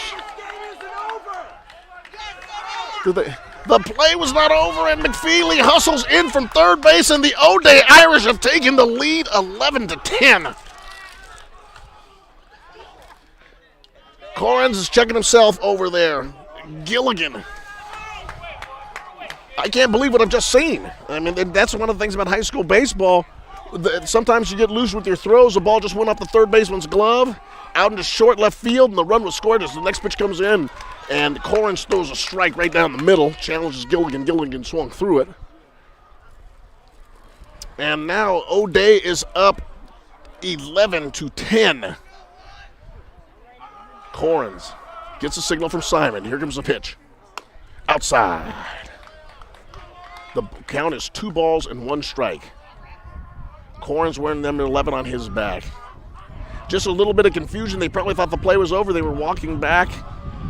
McFeely had his head up, and I think it was Coach Doyle that sent him.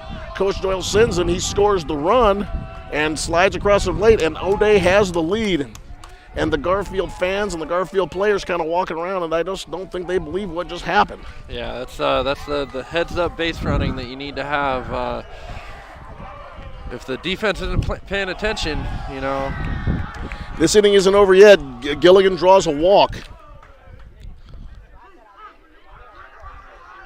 Gilligan draws a walk, and that's going to bring up Big Max Debick. And I thought the last time we saw Debick, when he struck out, that was going to be the last time we saw him. And I think even Debick is surprised that he's back up at the plate right now. Debick struck out in his last at-bat. He has walked today. He's been hit by a pitch, and he also popped out to the first baseman. So he is 0-4. He's 0-2. Taps the plate. He's looking down at Coach Doyle. Kind of get a little sign. Here comes Corrins stepping up on the mound. Gilligan taking the lead after he gets the base on balls. Corrins throws over to check on him. O'Day up 11-10. I don't believe it. 5 runs. 5 runs in the inning. 3 of them after 2 outs. Gilligan runs. The throw by Simon down to second base. The pitch was high in the strike zone, and Gilligan is there with the stolen base. Gilligan steals second. O'Day 11, Garfield 10. Corrins looking into the catcher's mitt. Steps up, checks the runner at second. Gilligan playing around back there. Pitch is just low. 2 balls. 2 balls.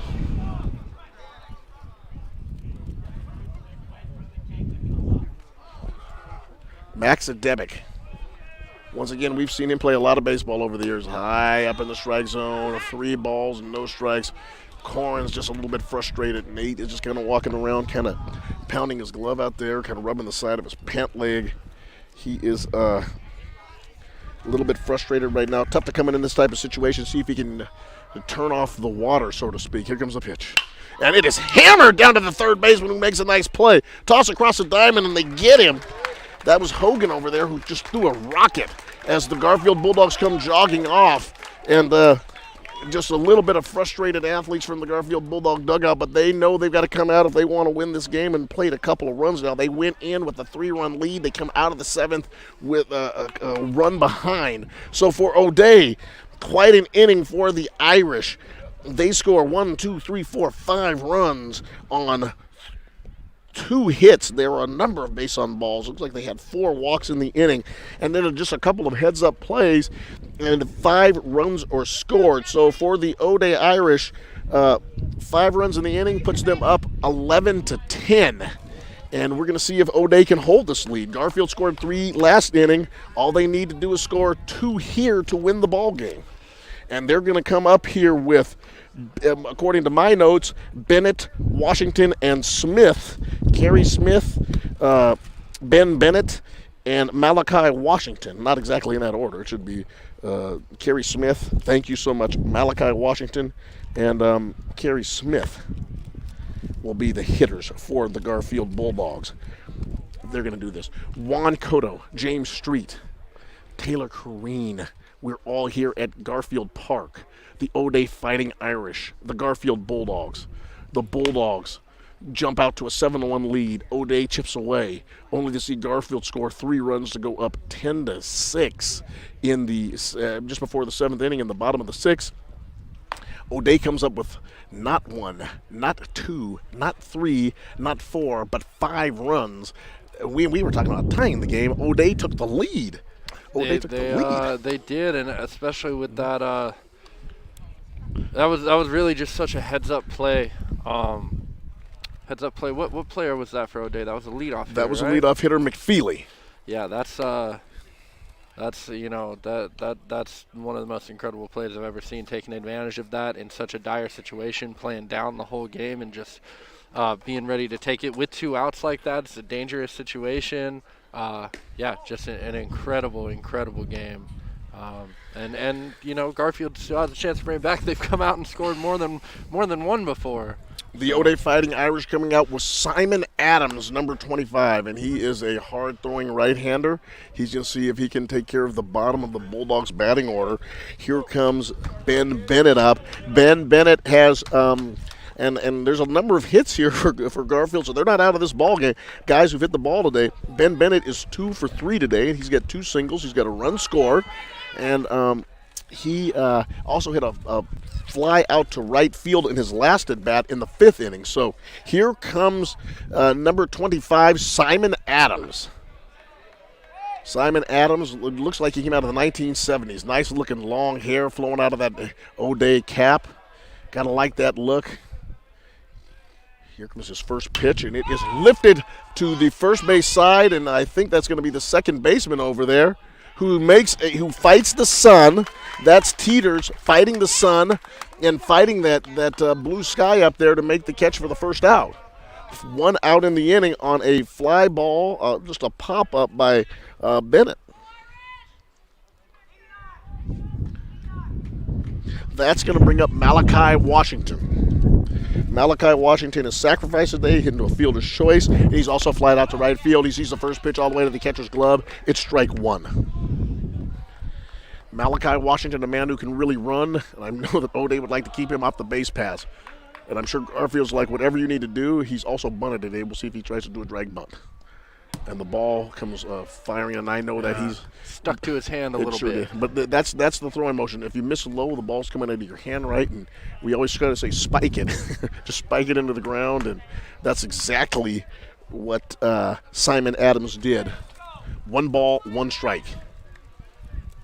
Using a full windup, looks down when he throws the pitch. Right down the middle, by the way, strike 2.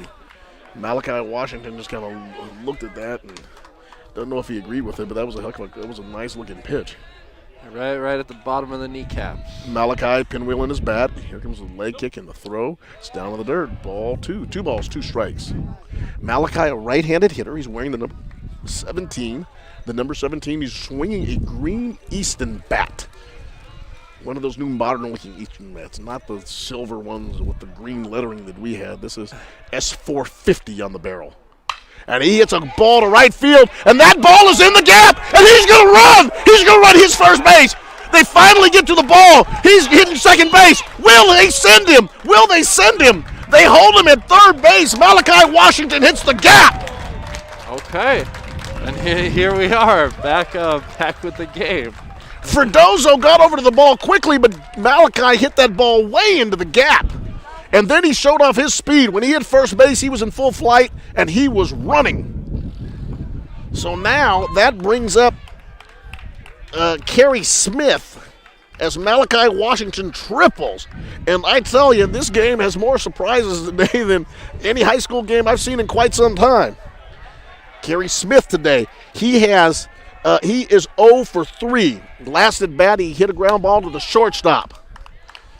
And the first pitch from Simon Adams is a strike. Strike 1 to Kerry Smith, the center fielder for the Garfield Bulldogs, swinging a red DeMarini. Here comes the pitch. And it's outside. Oh. Ball 1. 1 ball, 1 strike. Simon Adams, number 25 for the O'Day Irish. 1970s haircut. I like that hair flowing out of his hair, out of that cap. Rollins glove. Here comes the pitch. It's spiked. It gets away from the catcher. Here comes Malachi Washington, and we are tied up. We are tied up. It's a brand new day. It is the O'Day Fighting Irish 11 and the Garfield Bulldogs celebrating over on their side 11. 11-11. Now Kerry Smith is just completely relaxed, and the umpire calls timeout. He's talking to a couple of people. Had a little conversation going So over what's there. the count? Oh, they were asking what the count was. I get it. I'm so excited. I lost the count myself. Kerry Smith digs in. Count is 2 balls and 1 strike. Simon Adams with the pitch. And it is low and outside. And that just speaks to the speed of Malachi Washington. As soon as I saw the ball tick off the glove and come in front of us, I saw him coming down the line, and there was no way they were going to catch him. He just flew in and hit the plate, and now we have a brand-new ball game. 11-11. The triple by Malachi Washington has excited the Garfield faithful. And there's ball 4. And Simon top of the order now, too. Simon Adams hits the plate. And here comes the top of the order, as James just referenced. And this is Corin's number 11. And he's had a big day for the Bulldogs. He's scored 2 runs. He has 2 base on balls. He's got a single, and he has struck out. Very good hitter, patient hitter, and he's done exactly, as I said last time, he's done everything that a leadoff hitter is supposed to do.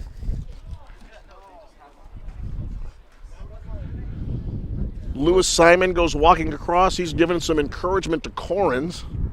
And a little conversation between Mike Doyle and Simon Adams. Having a little conversation, maybe pumping him up a little bit and patting his back. The O'Day Fighting Irish scratch their way into another ball game. Nate Corins, number 11, at the plate. We got 1 out right now? We have 1 out right now. That was Bennett, who hit that pop-up that the second baseman made heck of a play on. They go ahead and check the center fielder, Kerry Smith, who's over there. And obviously playing center field, he can run a little bit, so they want to keep an eye on him. Yeah, I want to keep him out of, out of scoring reach there, scoring position at second base as much as possible. Corman's at the plate, left-handed hitter. Nice soft throw over there. It looks like O'Day has changed first baseman as well. O'Day, the big kid who has the vowels and the consonants in his name, Diego Contrato, he hurt himself. Look like he had a little bit of a strain. And see if we can get the number of the first baseman over there who's now playing. Check of the runner. Here comes a pitch. He caught the outside corner. Caught the outside corner. Nice pitch by Simon. Simon Adams. Staring in. Looking down. Catching signals. Checks over his shoulder. Checking Kerry Smith. Here comes a pitch. High and outside. Nice looking frame job by Givens. But the umpire wasn't buying it. 1-1. 1-1 is the count. Nate Corns trying to see what he can do. The O'Day Irish, the Garfield Bulldogs. 11-11. Rainier Avenue Radio World, your community radio station. And the pitch is hit into the gap. Nice looking play. The ball is bobbled by Ferdozo. The ball is bobbled by Ferdozo in right field, but the runner was going to go to third base anyway. Kerry Smith goes from first to third on a single by Corins. The winning run is 90 feet away. And that's going to bring up the catcher, Lewis Simon. Lewis Simon, he had a ground ball to the third baseman in his last at bat. He's also flied out to left field. He has also had an error by the third baseman, got on board there in the second inning and scored a run.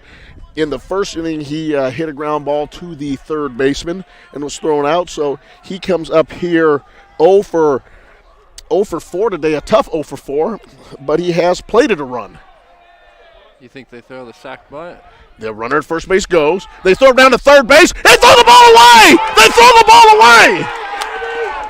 Wow. And here comes the run! Here comes the run! Kerry Smith scores, and the Garfield Bulldogs win the game 12-10. I'm going to celebrate with them. Look at that. The Garfield Bulldogs. Giddens throws the ball down the third base line, and the Bulldogs win the game 12-11. My, oh my. We gotta wrap it up and get out of here for you guys. It's an exciting time, but we got more programs coming up. Just one more shout out to the Seattle Mariners that sponsored tonight's broadcast. They're getting fans and the games going back at T-Mobile Park. Learn more about new health safety protocols and all that at mariners.com. And with that, we're gonna sign out of here. And we're gonna get back to the studio. Seattle Here and Now coming up.